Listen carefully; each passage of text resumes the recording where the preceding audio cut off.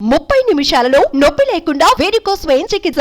ఆవేశ hospital, Hyderabad. నేటి యువతకు మీ జీవితం అనేది ఒక స్ఫూర్తిదాయకంగా ఉంటుంది. సుమన్ టీవీ ప్రేక్షకులకి కృతజ్ఞతలు. నిజంగా అంత ఇబ్బందులు ఉన్నారు సార్. నేను పుట్టిందే నాటుసారా కాంచే గుడిసెలో పుట్టాను. కృష్ణుడి యొక్క జననానికి నా యొక్క జననానికి ఆయన జైల్లో పుట్టాడు, నేను జైలు లాంటి. అన్నం లేదనుకోండి, ఆ చుట్టుపక్కల గ్రామాలకి వెళ్ళడం స్టార్ట్ చేసి. అయ్యా ధర్మం చేయండి అయ్యా, ఆకలేస్తుంది అయ్యా. ఈ కారణం చేతనే మీకు స్కూల్ అడ్మిషన్ ఇవ్వలేదా? ఇక్కడ పెట్టరు పోండినని. పెళ్ళిళ్ళు జరుగుతుంటే, ఎక్కడ ఫంక్షన్ జరుగుతుంటే వెళ్ళే వాళ్ళమి. నేను అటువంటి రోజుల కోసం ఎదురు చూస్తూ ఉంటాను.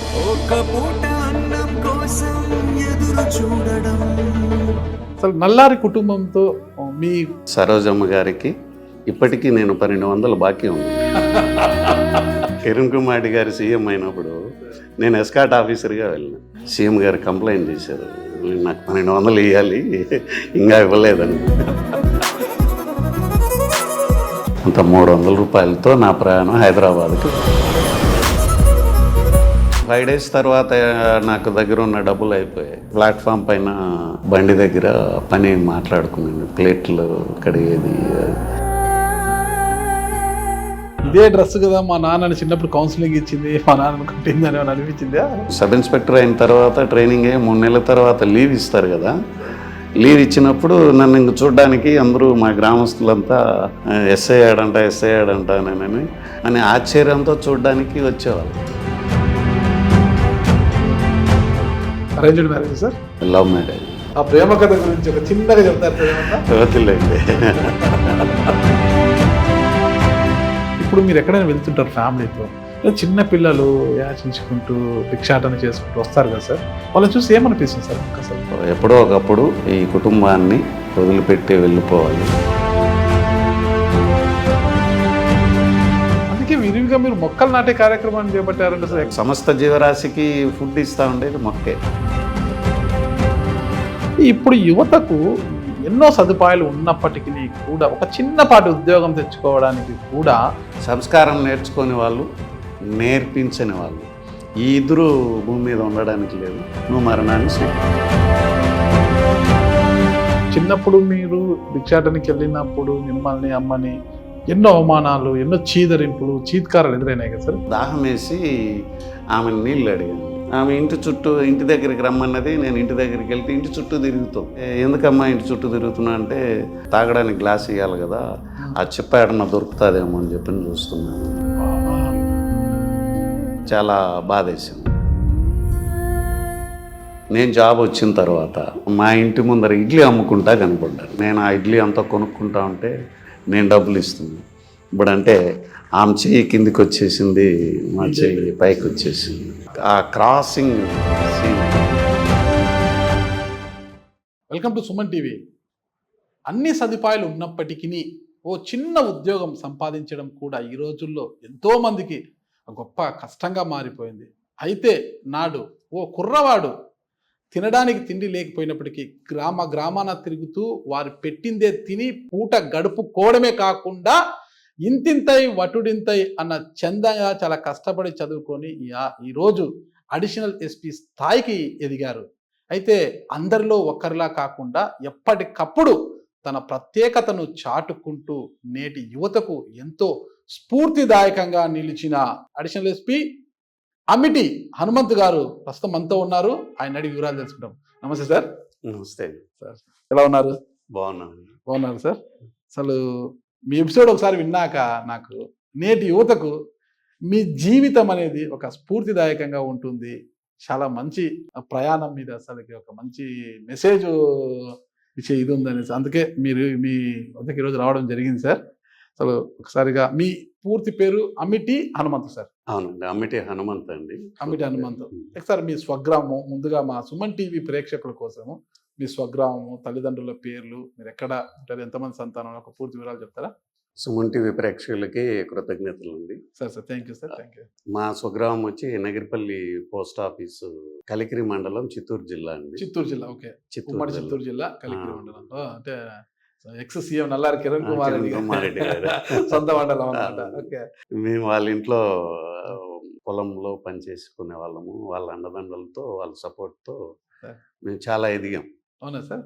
అమర్నాథ్ రెడ్డి గారు ఆ. చాలా సపోర్ట్ చేసేవాళ్ళు చదువుకుంటే. మా నాన్నగారు, కిరణ్ కుమార్ రెడ్డి గారు వాళ్ళ నాన్నగారు నల్లారి అమర్నాథ్ రెడ్డి గారు. అమర్నాథ్ రెడ్డి, వీళ్ళిద్దరూ చాలా ఫ్రెండ్లీగా మాట్లాడుకుంటా మీ ఉంటారు నాన్నగారు? వాళ్ళు. అది ముందుగా అది అమర్నాథ్ రెడ్డి గారికి 3 కొడుకులు, 1 కూతురు. సార్. మా నాన్నగారికి 3 కొడుకులు, 1 కూతురు. Okay sir. సరదాగా అప్పుడప్పుడు ఆయనతోటి మీ అంతటి గొప్ప వాళ్ళని చేస్తాను అని మా నాన్న అనేవాడు. Okay sir, okay sir. అంటే అప్పుడు సరోజమ్మ గారు, అంటే అమర్నాథ్ రెడ్డి వాళ్ళ మిస్సెస్ గారు, చూడు మన పిల్లలు అంత గొప్ప వాళ్ళని చేస్తాడంట. నేను సంతోషమే కదండి, చదువుకోనండి. ఇది ఏడుండే వీళ్ళు ఈ తాగుడు అలవాట్లు అవి ఆ విలేజ్లో వీళ్ళు చదువుకుంటే సంతోషమే కదా అని ప్రోత్సహించేది. నాన్నగారి పేరు ఏంటి సార్? రామయ్య అండి. రామయ్య, అమిటి రామయ్య. అమ్మగారి పేరు సార్? కృష్ణమ్మ. 3 సంతానము, 1 అమ్మాయి. అంటే ఒక 4 సంతానం మొత్తం. 4 సంతానం, 3 అబ్బాయిలు, 1 అమ్మాయి మధ్యలో. 1 అమ్మాయి. మీరు పెద్దవారు సార్? నేను మధ్యలో అండి. మీరు అన్న ఏం చేస్తారు సార్? అన్న సిరికల్చర్ సూపరింటెండెంట్గా రిటైర్ రీసెంట్గా 3 months అయింది. Okay, okay sir. ఆయన తమ్ముడు retired. తమ్ముడు RTC controller, Madanapalle depot. Okay, super sir. చెల్లి సార్? మా అక్కగారు. అక్క? ఓకే, అందరికన్నా పెద్ద? నాకంటే పెద్ద. Okay sir. పెద్ద అన్నయ్య తర్వాత అక్క, అన్న అక్క తర్వాత తర్వాత మీరు, మీ తమ్ముడు. Okay sir. ఆమె చనిపోయారు. ఆమె చనిపోయి 20 years అయింది. ఉన్న ఒక ఆడబిడ్డ వాళ్ళకు, మా అక్కగారికి 1 కొడుకు, 1 కూతురు. ఏం చేస్తారు సార్ మీ మేనల్లుడు, మేనకోడలు? నల్లుడు ట్రావెల్స్ బిజినెస్, ఎక్కడ సార్? ఆటో సుమో ఒకటి పెట్టుకొని తిరుపతిలో ట్రావెల్స్ తోలుతా ఉంటారు. ఓకే. ఆ అమ్మాయి మాత్రం మేము సపోర్ట్ చేసాం. మేము అన్నదమ్ముల 3 కలిసి సపోర్ట్ చేసాం. ఆమె ఎంఎస్సి నర్సింగ్ అయిపోయి మెడికల్ కాలేజీకి లెక్చరర్ కమ్ కేర్ టేకర్గా ఉంటుంది. అసలు నల్లారి కుటుంబంతో మీ అనుబంధం ఎలా ఉంది? మీ కుటుంబ అనుబంధం ఎలా ఉండేది ఒకసారి చెప్పండి. అమర్నాథ్ రెడ్డి గారు, వాళ్ళ తమ్ముడు తిమ్మారెడ్డి గారు. సార్. తిమ్మారెడ్డి గారు ఈ గ్రేట్ పర్సనాలిటీ. ఆయన మాకు కరువు వచ్చేది, అప్పుడప్పుడు కరువు పరిస్థితులు వచ్చేది. కరువు పరిస్థితులు వచ్చినప్పుడల్లా వాళ్ళ పొలంలో ఊరికి ఏదో పని చేసుకుంటా ఉండండి. ఓకే. అంటే పని లేకపోయినా ఈ పని ఊరికైనా అట్లా తిరిగాడుతూ ఉండండి అని, మీరు గ్రామం వదిలిపెట్టి వెళ్ళొద్దండి అని ఆయన బాగా పని ఇచ్చేవాడు. అందుకని అదొక్కటే ఆయన అంటే మాకు బాగా ఇష్టమయ్యేది. వీళ్ళైతే అమర్నాథ్ రెడ్డి గారు కొంచెం నిజాయితీగా, హానెస్ట్గా 10 మంది బాగుండాలనే ఉద్దేశంతో వాళ్ళ కుటుంబం అంతా బాగా అందరికీ సపోర్ట్ చేసేది ఎదగడానికి. పొలంలో పనిచేసిన సమయంలో కూలి ఇచ్చేవారు సార్? అమర్నాథ్ రెడ్డి వాళ్ళ మిసెస్ సరోజమ్మ గారికి ఇప్పటికీ నేను 1200 బాకీ ఉన్నాను. సార్ అప్పుడు 1200 అంటే వడ్డీ ఎంత అయింటా సార్? కిరణ్ కుమార్ గారి సీఎం అయినప్పుడు సార్ నేను ఎస్కాట్ ఆఫీసర్గా వెళ్ళిన. ఆయనకు ఆయన ఫస్ట్ నాన్నగారు అమర్నాథ్ రెడ్డి గారితో క్లోజ్ ఉండేవాళ్ళు. మీరు ఆయన వింగులోకి వెళ్ళిపోయారు ఒకటేసారి, మీరు డిపార్ట్మెంట్ లోకి వచ్చి. ఆయన సీఎం అయ్యి ఫస్ట్ విజిట్ అప్పుడు, ఆ ఫస్ట్ విజిట్ కి ఎస్కాట్ ఆఫీసర్గా నేనే కాన్వాయ్ ఇన్ఛార్జ్. అప్పుడు వాళ్ళ ఇంట్లో వాచ్మ్యాన్గా పనిచేసి, వాళ్ళ ఇంట్లో ఒక మేస్త్రిగా, ఒక పనివాడిగా పనిచేసి, ఆయనే సెక్యూరిటీ ఆఫీసర్గా వస్తున్నాడు అని ఆనాడు పేపర్లలో ఆయనతో సమానంగా నా గురించి రాసుకొచ్చారు. Okay, okay sir. అది చాలా థ్రిల్లింగ్ అనిపించింది. మర్చిపోలేని సంఘటన.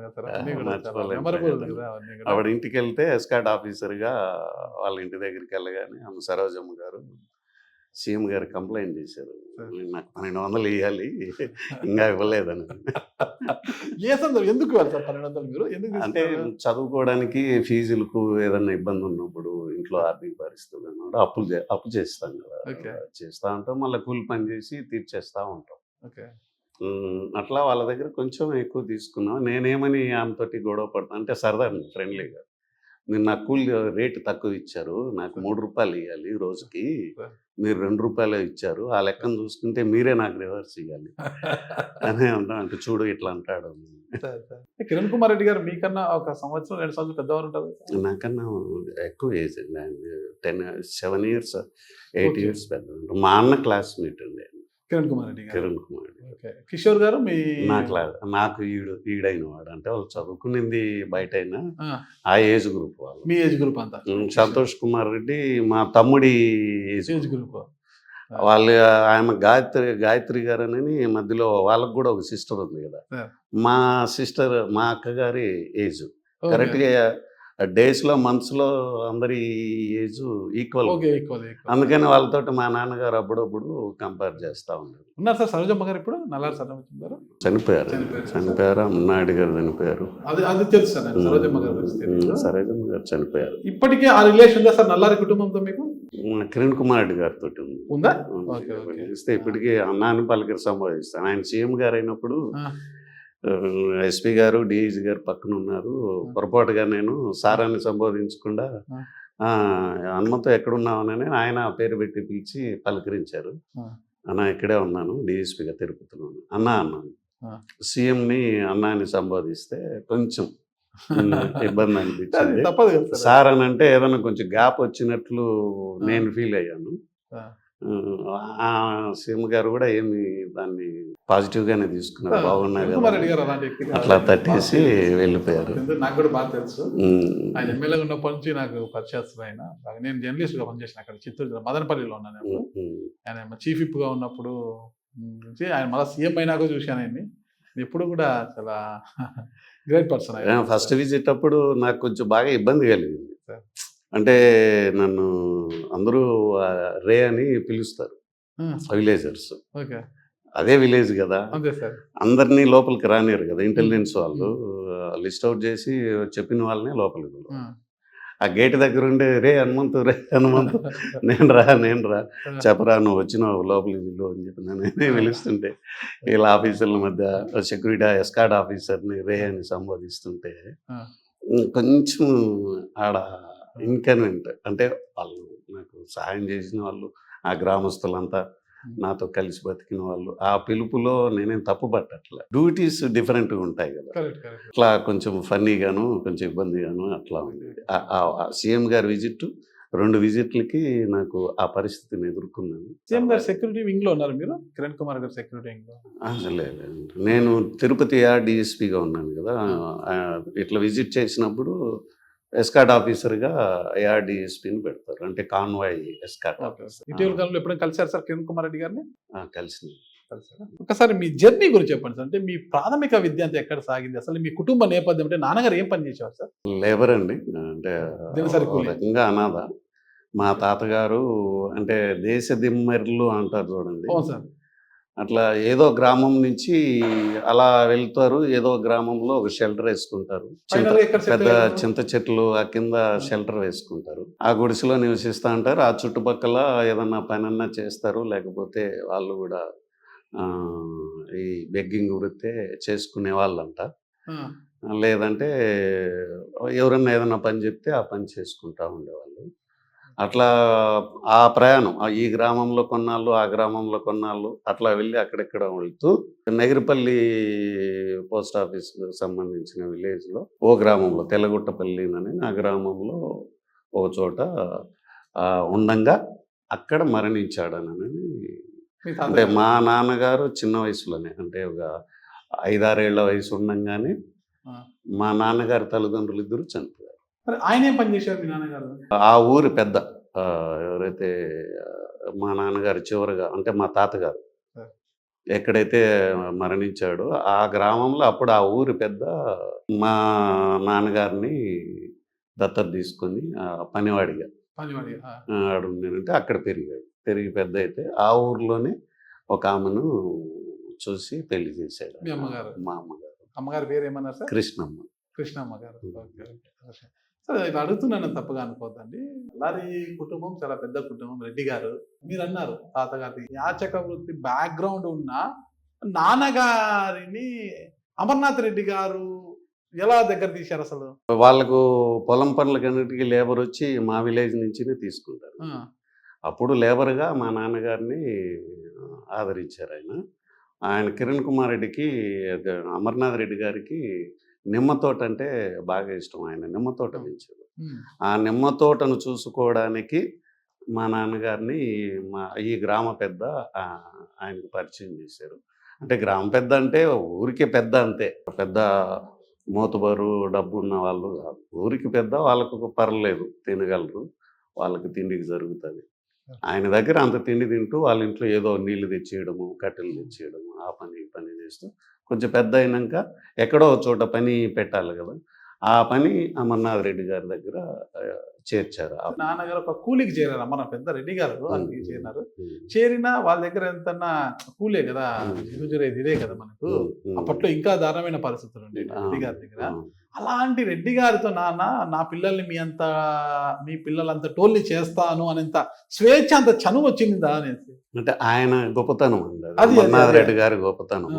చాలా జాలీగా ఉంటాడు, చాలా నిజాయితీగా ఉంటాడు, అది ఆయన గొప్పతనం. మీ స్టడీస్ అంతా ఎక్కడ సాగాయి సార్? ప్రైమరీ ఎడ్యుకేషన్ అంతా కలికిరండి, ఇంటర్మీడియట్ వరకు కలికిరిలోని. అంటే డిగ్రీ కాలేజ్ అక్కడ లేదు ఇంకా. Madanapalle degree college BT. గొప్ప గొప్ప వాళ్ళు చదివిన కాలేజ్, కోర్ల విజయభాస్కర్ రెడ్డి గారు లాంటి వాళ్ళు కూడా అక్కడ చదివారు సార్. అక్కడ చాలా గొప్ప కాలేజ్ మీరు చదివారంట. ఇంటర్మీడియట్ వరకు అక్కడే చదివారు సార్. డిగ్రీ ఏం చేశారు సార్? డిగ్రీ అక్కడ బీకామ్ చేశాను. ఓకే. బీకామ్ ఇన్కంప్లీట్ అయింది సార్, ఆర్థిక సమస్యల వల్ల ఇన్కంప్లీట్ అయితే మళ్ళా హైదరాబాద్కి షిఫ్ట్ అయ్యాను.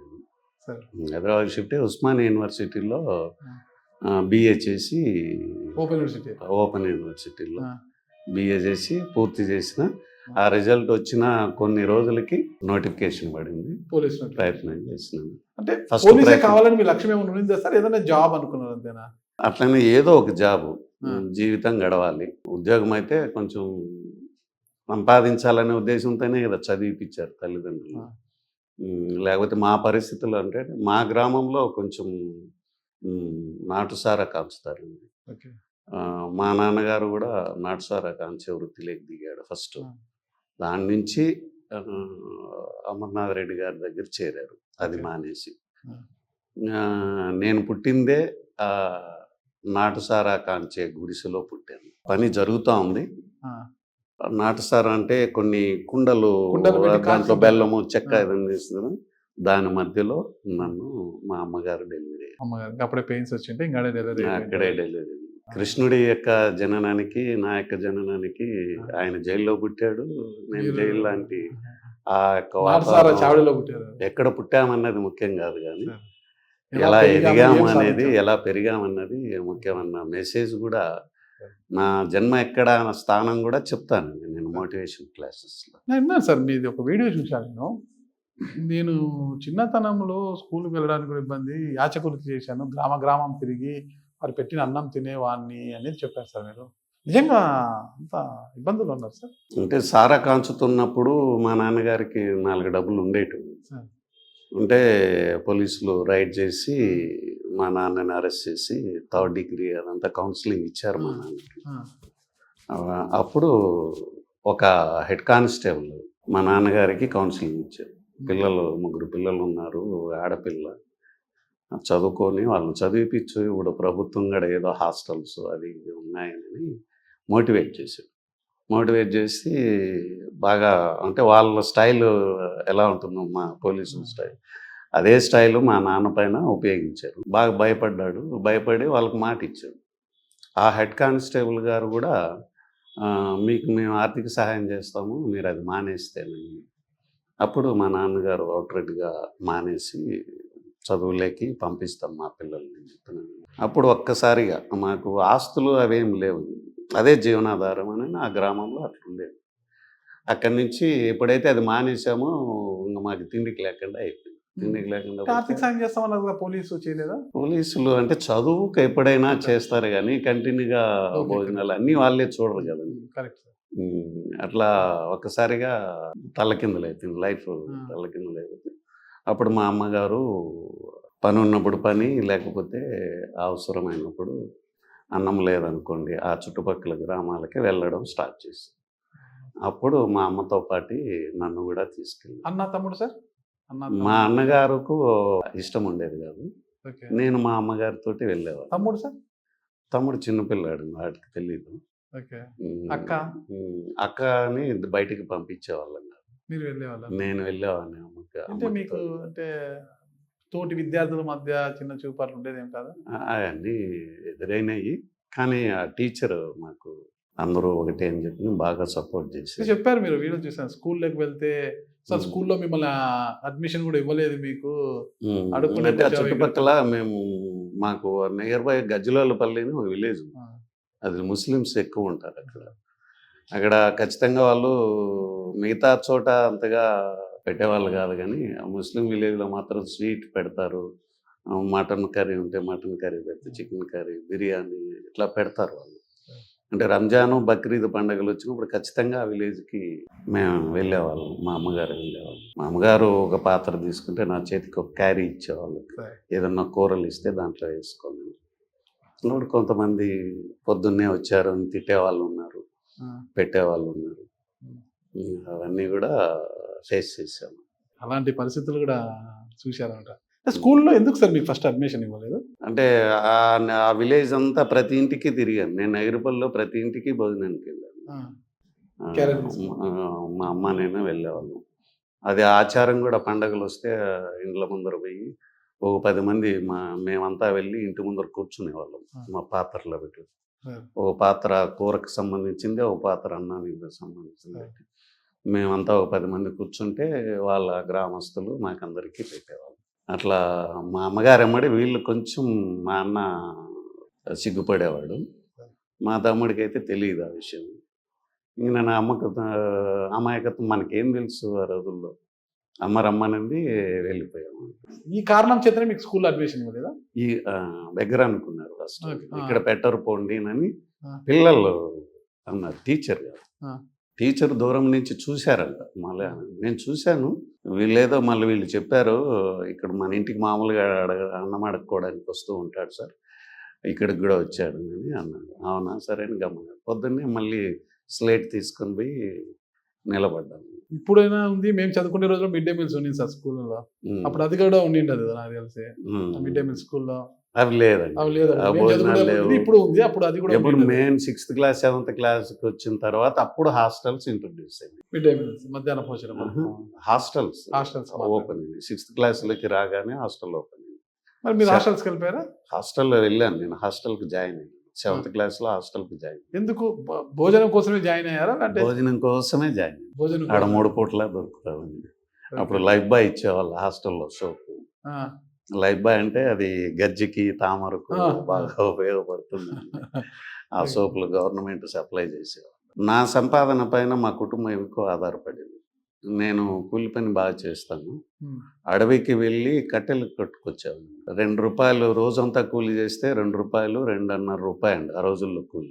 కట్టెలు తెచ్చినానంటే కట్టెల కాస్ట్ ₹8, ₹9, ₹10 కూడా పోయేది. పర్ డే లేబర్ ఛార్జ్ ఆ రోజుల్లో ₹2, ₹2.5. ఆ, 5 days పని చేస్తే ₹10 వచ్చేది. ఆ, అట్లాంటిది 1 day నాకు ₹8, ₹9 వస్తుంది.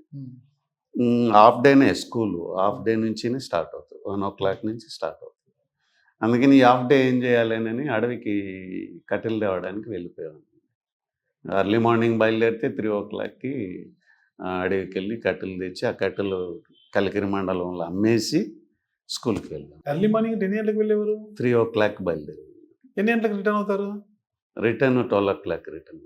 అయిపోయా వచ్చేసి అమ్మేసి స్కూల్కి అంటే వెళ్ళిపోతారు. ఇంటికి రావడం, మా విలేజ్కి రావడం. అక్కడనే మళ్ళీ కొంచెం అన్నం తిని ఒక 10 minutes బ్రేక్ తీసుకొని ఆ కట్టెలు తీసుకొని మళ్ళీ టౌన్కి రావాలి. ఆ, అది అమ్మేసి స్కూల్కి వెళ్ళడం. ఒక ₹10, ₹7 జేబులో పెట్టుకొని వెళ్ళడం. ఆ, అది అమ్మగారు ఈ ఇచ్చేవాళ్ళు ₹7, ఈ ₹10 మా కుటుంబానికి అవసరం పడింది. ఊతం ఇచ్చేటప్పుడు.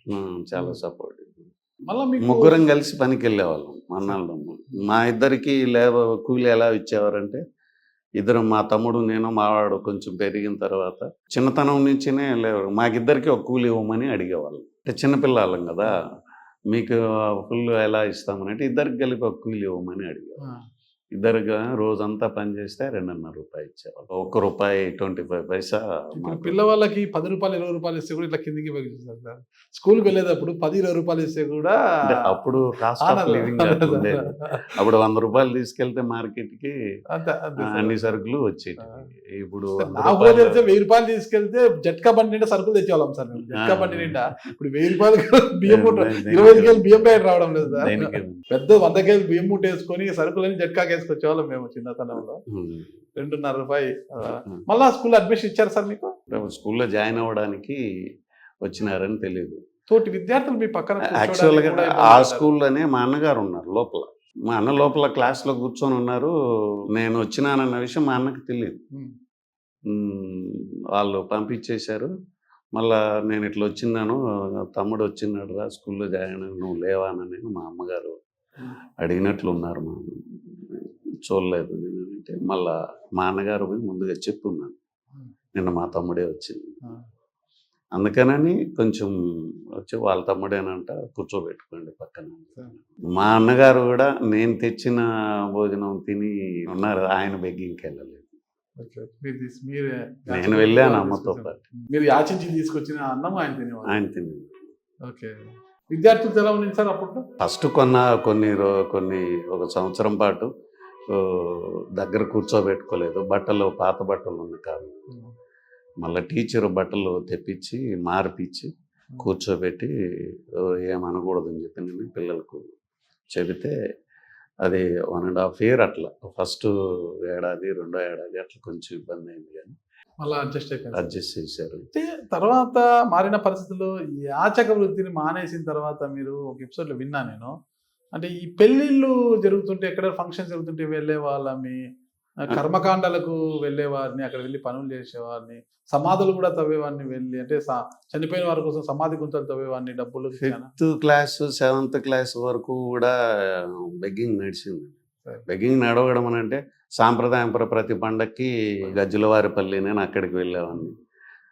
మాకు సరిపోయేది కాదు, ముగ్గురు చదువుకోవాలనే సంకల్పంతో ఉన్నాం కదా.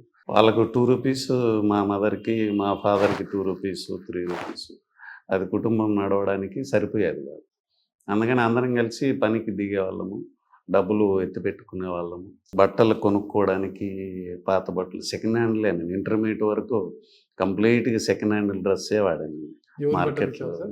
అంటే సంతలో అమ్ముతారు కదా, అక్కడికి పోయి తెచ్చుకునేవాడిని. లేదంటే తిమ్మారెడ్డి గారి కొడుకులు వాళ్ళకు నాయుడు వాళ్ళ బట్టలు తెచ్చుకునేవాడిని. ఆమె శ్రీదేవమ్మ గారు వాళ్ళ మిస్సెస్ని అడిగితే వాళ్ళ ఇంట్లో పనిచేసేవాళ్ళం కదా ఎక్కువగా, వాళ్ళ బట్టలు ఇవ్వమని అడిగారు. సరిపోకపోతే ఈ సెకండ్ హ్యాండ్లు మార్కెట్కి పోతే ఆ సంతలో పెడతా ఉంటారు చూడండి లైన్గా, 15 రూపీస్ జతకు వచ్చేది.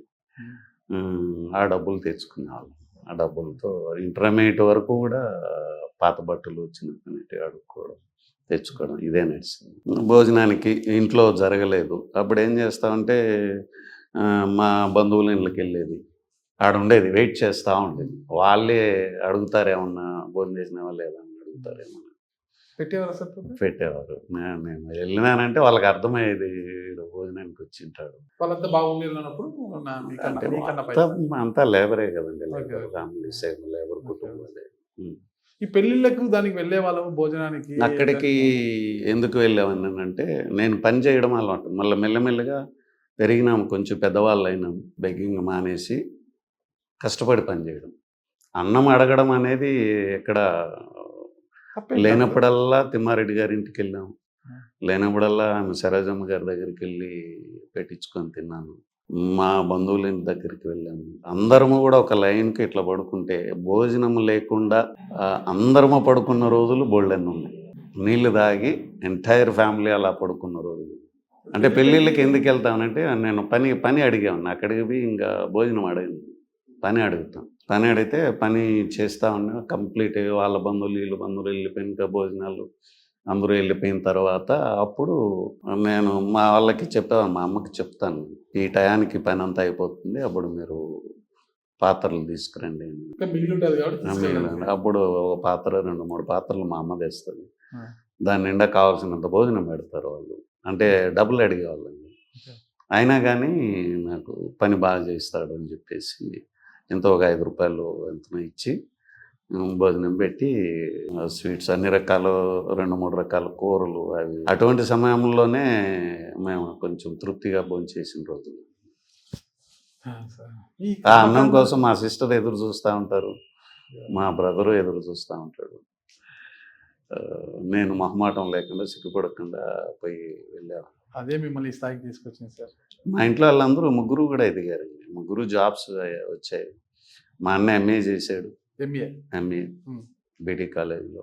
మా తమ్ముడు ఇంటర్మీడియట్లో మంచి టాప్ మార్క్స్తో వస్తే అప్పట్లో మార్క్స్ని బట్టి కండక్టర్ ఉద్యోగం ఇచ్చింది. ఇప్పుడు కంట్రోలర్గా ఉంది, ఆర్టీసీ కంట్రోలర్. RTC controller. వాళ్ళ అమ్మాయి డాక్టర్ ఇక్కడే చేసింది, అనంతపురంలోనే పీజీ చేసింది. సార్ నేను ఇక్కడ ఉండగానే ఆ అమ్మాయిది పీజీ ఇక్కడే కంప్లీట్ సార్. అయింది. నేను మన ఇంటి నుంచి క్యారియర్ పంపిస్తా అంటే అప్పుడప్పుడు. ఓకే మా ఓకే. అమ్మ అల్లుడు ఏం చేస్తారు సార్? అతను ఇంజనీర్ అండి, సివిల్ ఇంజనీరు, మున్సిపాలిటీ డిపార్ట్మెంట్. కర్మకాండలకు వెళ్తామన్నారు, ఏమనేవాళ్ళు కాదు సార్? అక్కడ పోయి భోజనాలకు వెళ్ళి అక్కడేం పని చేస్తారు? అంటే ఎక్కడ ఫంక్షన్స్ అన్నా, అది కర్మకాండ కావచ్చు, అది మ్యారేజ్ కావచ్చు, లేకపోతే పుష్పవతిలు అవుతారంటారు అటువంటివి కావచ్చు, ఏదన్నా కానీ ఫంక్షన్స్ అని అంటే అక్కడికి నాకు కబురు కూడా పెట్టేవాళ్ళు, వాడు బాగా పనిచేస్తాడు అని పిలవండి. నేను అటువంటి రోజుల కోసం ఎదురు చూస్తూ ఉంటాను. కర్మకాండల కంటే సమాధులు తవ్వడానికి, ఎవరైనా చనిపోతే గుంత తవ్వడానికి లేబర్ని పిలుస్తారు అండి. ఆ లేబర్లో నేను కంపల్సరీగా 5 మందిలో నేను ఒక్కరినే ఉంటాను. మా నాన్న ఉంటాడు, నేను ఉంటాను. ఎలా ఎలా కష్టపడి గ్రాడ్యుయేషన్ పూర్తి చేసి ఫస్ట్ పోస్టింగ్ ఎప్పుడు సార్? ఏ నోటిఫికేషన్ సార్ మీరు అప్పుడు? ఏ సంవత్సరం? 91 అండి. 91లో నోటిఫికేషన్ వచ్చింది. అప్పుడు నోటిఫికేషన్ అప్పుడు మా అన్నగారు ఎస్ఐ గారికి ఉద్యోగం కొరకు ట్రై చేశాడు, ఆయనకి రాలేదు. ఆయనకి రాకపోతే మా అన్నగారు ఫస్ట్ క్లాస్ స్టూడెంట్ అండి, నేను మామూలుగానే 50% దాకా రీచ్ అంటే నేను ఎక్కువ పనికి వెళ్ళేవాడిని.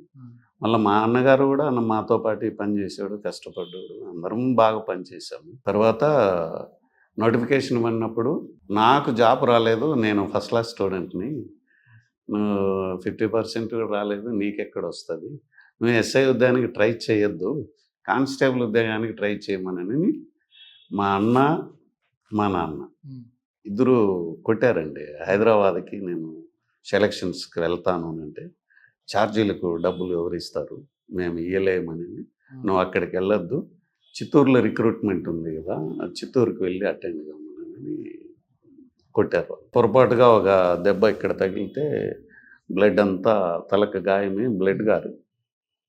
అప్పుడు మా అత్తగారు వచ్చారు, వచ్చి ఆడిన్ని రోజులు డబ్బులు సంపాదించి కట్టెలు అమ్మించి ఆ డబ్బంతా ఏం చేశారు మీరు అని మా అత్తగారు వాళ్ళతోటి, మా నాన్నని, మా అత్తగారు అంటే మా నాన్న కొంచెం భయపడతారు, అంటే రెస్పెక్ట్ ఇస్తారు.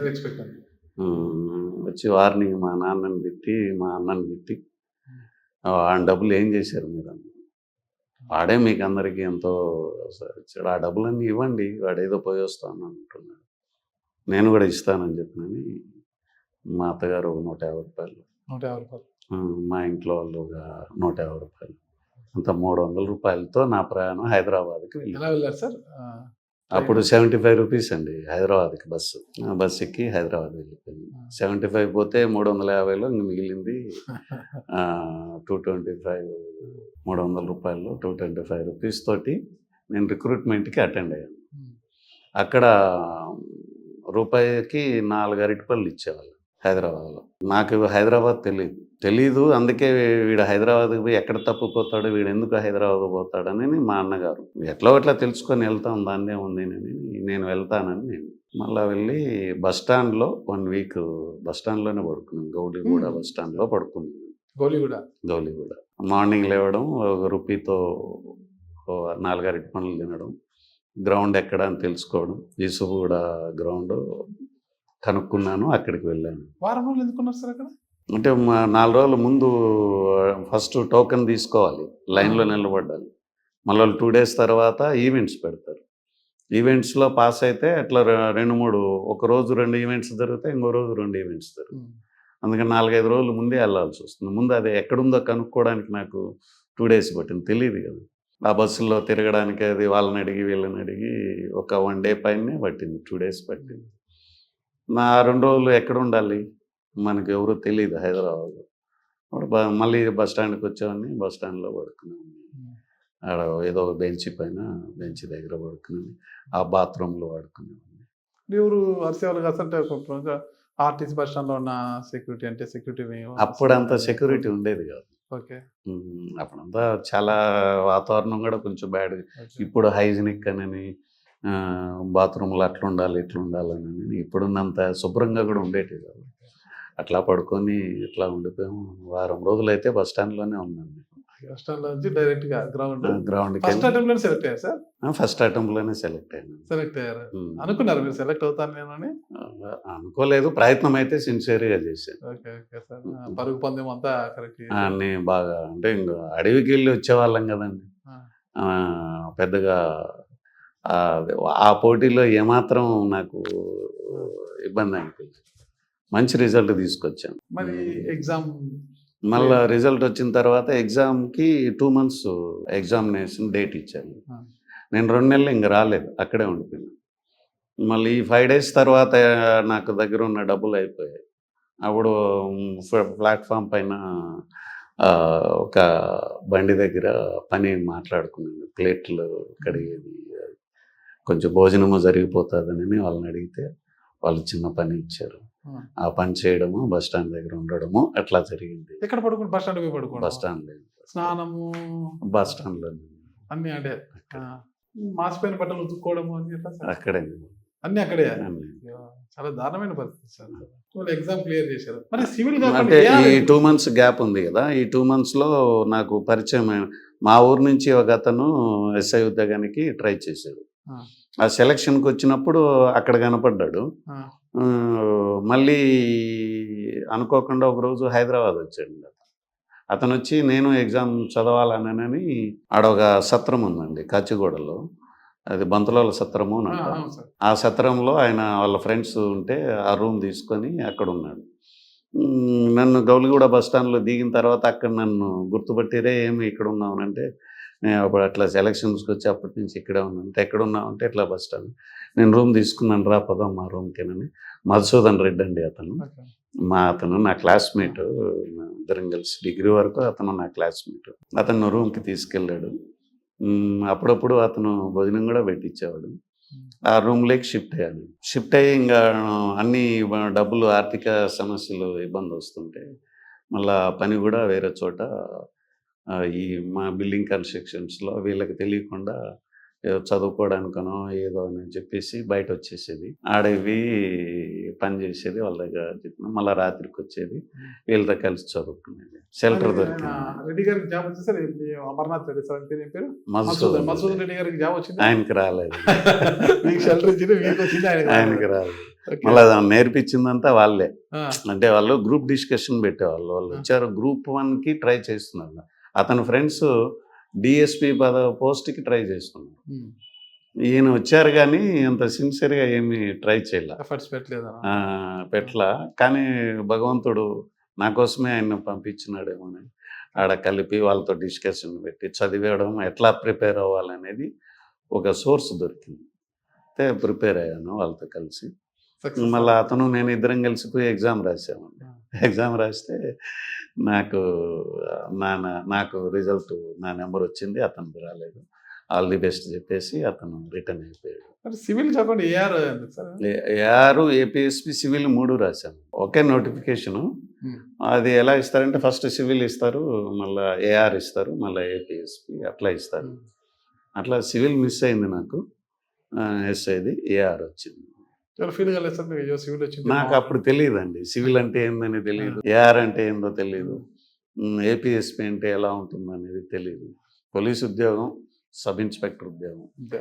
ట్రైనింగ్కి వెళ్ళిన తర్వాత సివిల్ అంటే ఏంది, ఏఆర్ అంటే ఏంది, ఏపీఎస్పి అంటే ఏంది అనిపించింది సార్. మళ్ళీ నేను ఆర్డర్ తీసుకొని డ్రెస్ కదా మా నాన్న చిన్నప్పుడు కౌన్సిలింగ్ ఇచ్చింది, మా నాన్న కొట్టిందని అనిపించింది. ఈ డ్రెస్ ఒక ఫన్నీ ఇన్సిడెంట్ కూడా జరిగింది. గ్రామంలో ఎలా ఉంటుందంటే వాళ్ళు రైడ్స్ చేస్తూ ఉంటారు. అప్పుడు సారా పైన రైడ్స్ చేస్తూ ఉంటారు. వాళ్ళు పోలీసులు వస్తే అందరూ ఎక్కడోళ్ళు అక్కడ పారిపోయి చెట్లలోనూ గుట్టల్లోనూ దాక్కునేస్తారు. అట్లా మా నాన్నగారికి కూడా అలవాటు, ఎక్కడ పట్టుకెళ్తారేమో మానేసినా కానీ పోలీసులతో స్నేహం ఏర్పడింది. అయినా భయం, పోలీసులు అంటే మా నాన్నగారికి చాలా భయం. వాళ్ళు వచ్చారనంటే పరిగెత్తి ఎందుకు వచ్చిన మా అని, అదొక రెస్పెక్ట్ అండి ఆ రోజు. ఈ రోజుల్లో లాగా ఇప్పుడు ప్రతి ఒళ్ళు క్వశ్చనింగ్ అనేది ఇప్పుడు సమాజానికి అప్పటి సమాజానికి చాలా తేడా. అప్పుడు నిక్కర పోలీసులు, ఆ బుట్ట ఇది ఉంటుంది కదా రెడ్ కలరు, అది పెట్టుకొని లాఠీ పెట్టుకొని వస్తున్నారంటే వాళ్ళని చూసి గ్రామం హడలిపోయారు. నలుగురు వస్తారు, ఎస్ఐ కూడా రారండి, హెడ్ కానిస్టేబులే లీడ్ చేస్తారు. వాళ్ళని చూస్తేనే వణికిపోయేవాళ్ళు, ఎక్కడోళ్ళు అక్కడ దాక్కునేవాళ్ళు. నేను సబ్ ఇన్స్పెక్టర్ అయిన తర్వాత ట్రైనింగ్ 3 నెలల తర్వాత లీవ్ ఇస్తారు కదా, లీవ్ ఇచ్చినప్పుడు నన్ను ఇంక చూడడానికి అందరూ మా గ్రామస్తులంతా, అంటే చుట్టుపక్కల గ్రామస్తులంతా ఎస్ఐ ఆడంట అని, వీడు ఎస్ఐ ఆడా వీడెట్లా ఎస్ఐ ఆడు అని ఆశ్చర్యంతో చూడడానికి వచ్చేవాళ్ళు. అట్లా 10 మంది వచ్చారు, రచ్చబండ దగ్గర కూర్చొని ఉన్నాము, పోలీసులు వచ్చారు. పోలీసులు వస్తే అలవాటు ప్రకారం మా నాన్నగారు పరిగెత్తడం స్టార్ట్ చేశారు.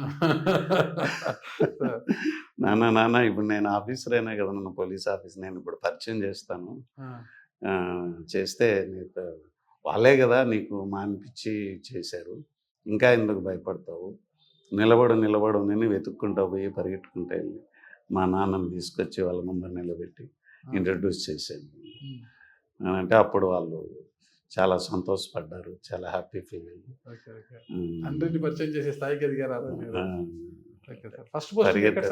నల్గొండ ఇచ్చారండి ఫస్ట్ పోస్టింగ్.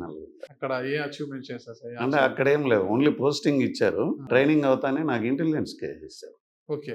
పోస్టింగ్ ఆర్డర్ అక్కడ, వర్కింగ్ వచ్చి ఇంటెలిజెన్స్ సెక్యూరిటీ. 7 years హైదరాబాద్ విద్యుత్ సోదాలో సెక్యూరిటీ వింగ్లో పనిచేశారు.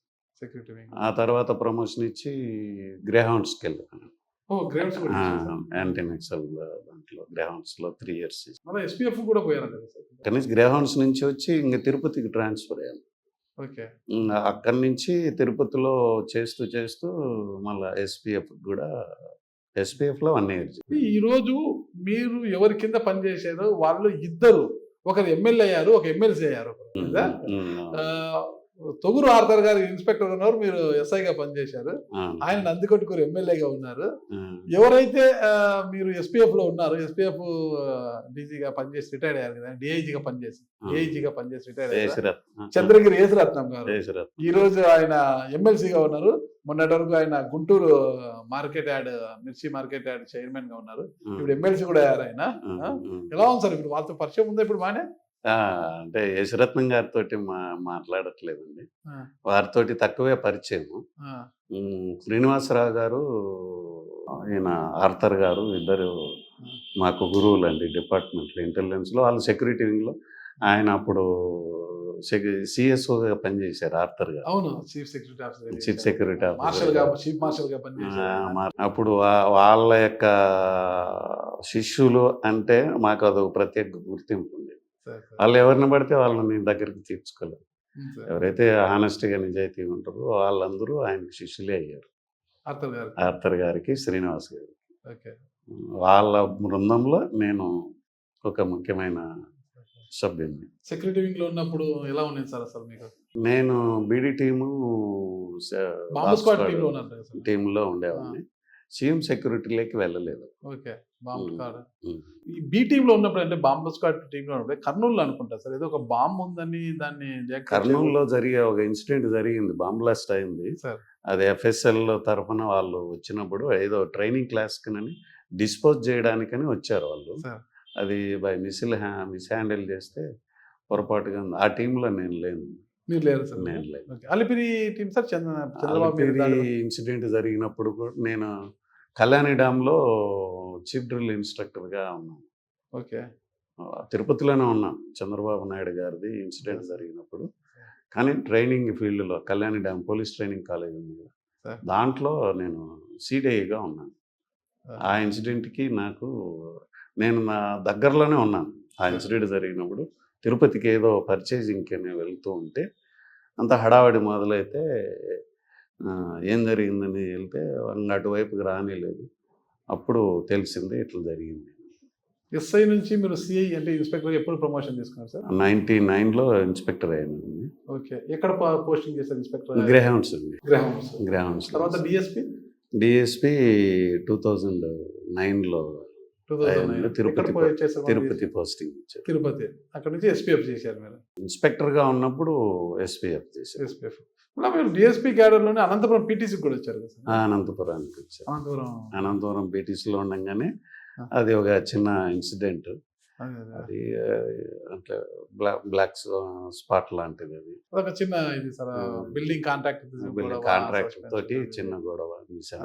ఇంత కానీ వాళ్ళందరూ యాక్చువల్గా ఏం జరిగిందంటే స్పిరిచువాలిటీ క్లాస్ నేను టర్నప్ అవ్వాలంటే ఒక బలమైన ఇన్సిడెంట్ జరగాలి.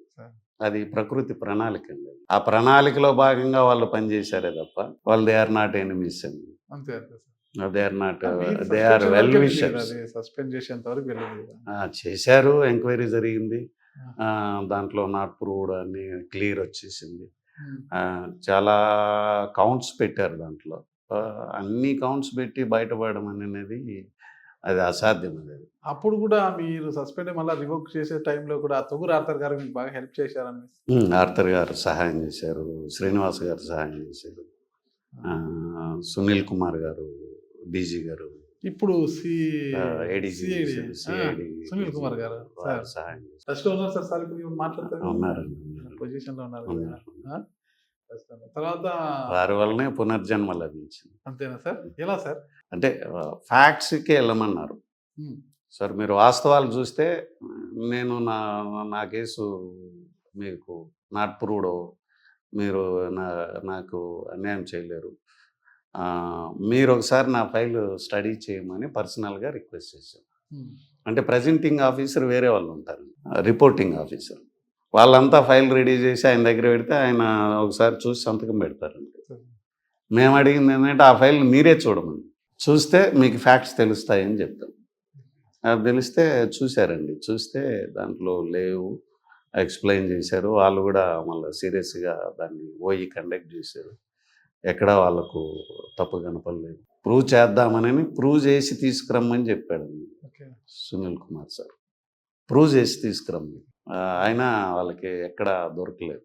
దొరకకపోతే అప్పుడు వాళ్ళంతా హార్డ్గా ట్రై చేస్తుంటే ఒకసారి మీరు చూడండి సార్, అది మీరు పర్సనల్గా చూడండి, వాళ్ళు చెప్పిందన దానిపైన కాకుండా అని చెప్తే చూశారు. మళ్ళా కరెక్టేనని, నా రిక్వెస్ట్ జెన్యూన్ అని ఆయనకు అనిపించింది. వాళ్ళు ప్రజెంటింగ్ ఆఫీసరు ఎక్కడా కూడా నాకు అగైనిస్ట్గా రాయలేకపోయాడు. ఆల్ ఎవిడెన్సెస్ ప్రొడ్యూస్ చేశారు. మీ సస్పెండ్ అనేది రిమార్క్ ఉంటుంది కదా సార్ రికార్డులో, తీసేసారు దాన్ని ఏమన్నా? తీసేస్తారండి, అది మామూలు అండి. ఎంట్రీ పెడతారు, నాట్ ప్రూవ్డ్ అయిన తర్వాత నాట్ ప్రూవ్డ్ అని అది ఎంట్రీ పెడతారు. నాకు అప్పుడు శాలరీస్ ఏవేవైతే పెండింగ్ ఉన్నాయో అన్నీ క్లియర్ చేసేస్తారు. అన్నీ క్లియర్ అయిపోయినాయి. అవన్నీ క్లియర్ అయిపోయిన తర్వాత కదా నాకు ప్రమోషన్ వచ్చింది. 2019లో తిరుపతి విజిలెన్స్ లో కూడా చేసినట్టు. దేవస్థానంలో 7 ఏళ్ళు చేశాను. ఎలా ఉంది సార్ దేవుడి సన్నిధిలో అసలు ఆయన సేవ చేసుకుంటూ? ఇప్పుడున్న అక్కడ check post, new check post ఉంది చూడండి. అప్పుడు బస్టాండ్లో ఉండేది చెక్ పోస్ట్ అనేది. నేను చేసిన చెకింగ్ కొన్ని న్యూ మెథడ్స్, చాలా ఐటమ్స్ పట్టించానండి. ఎలా చేశారు సార్?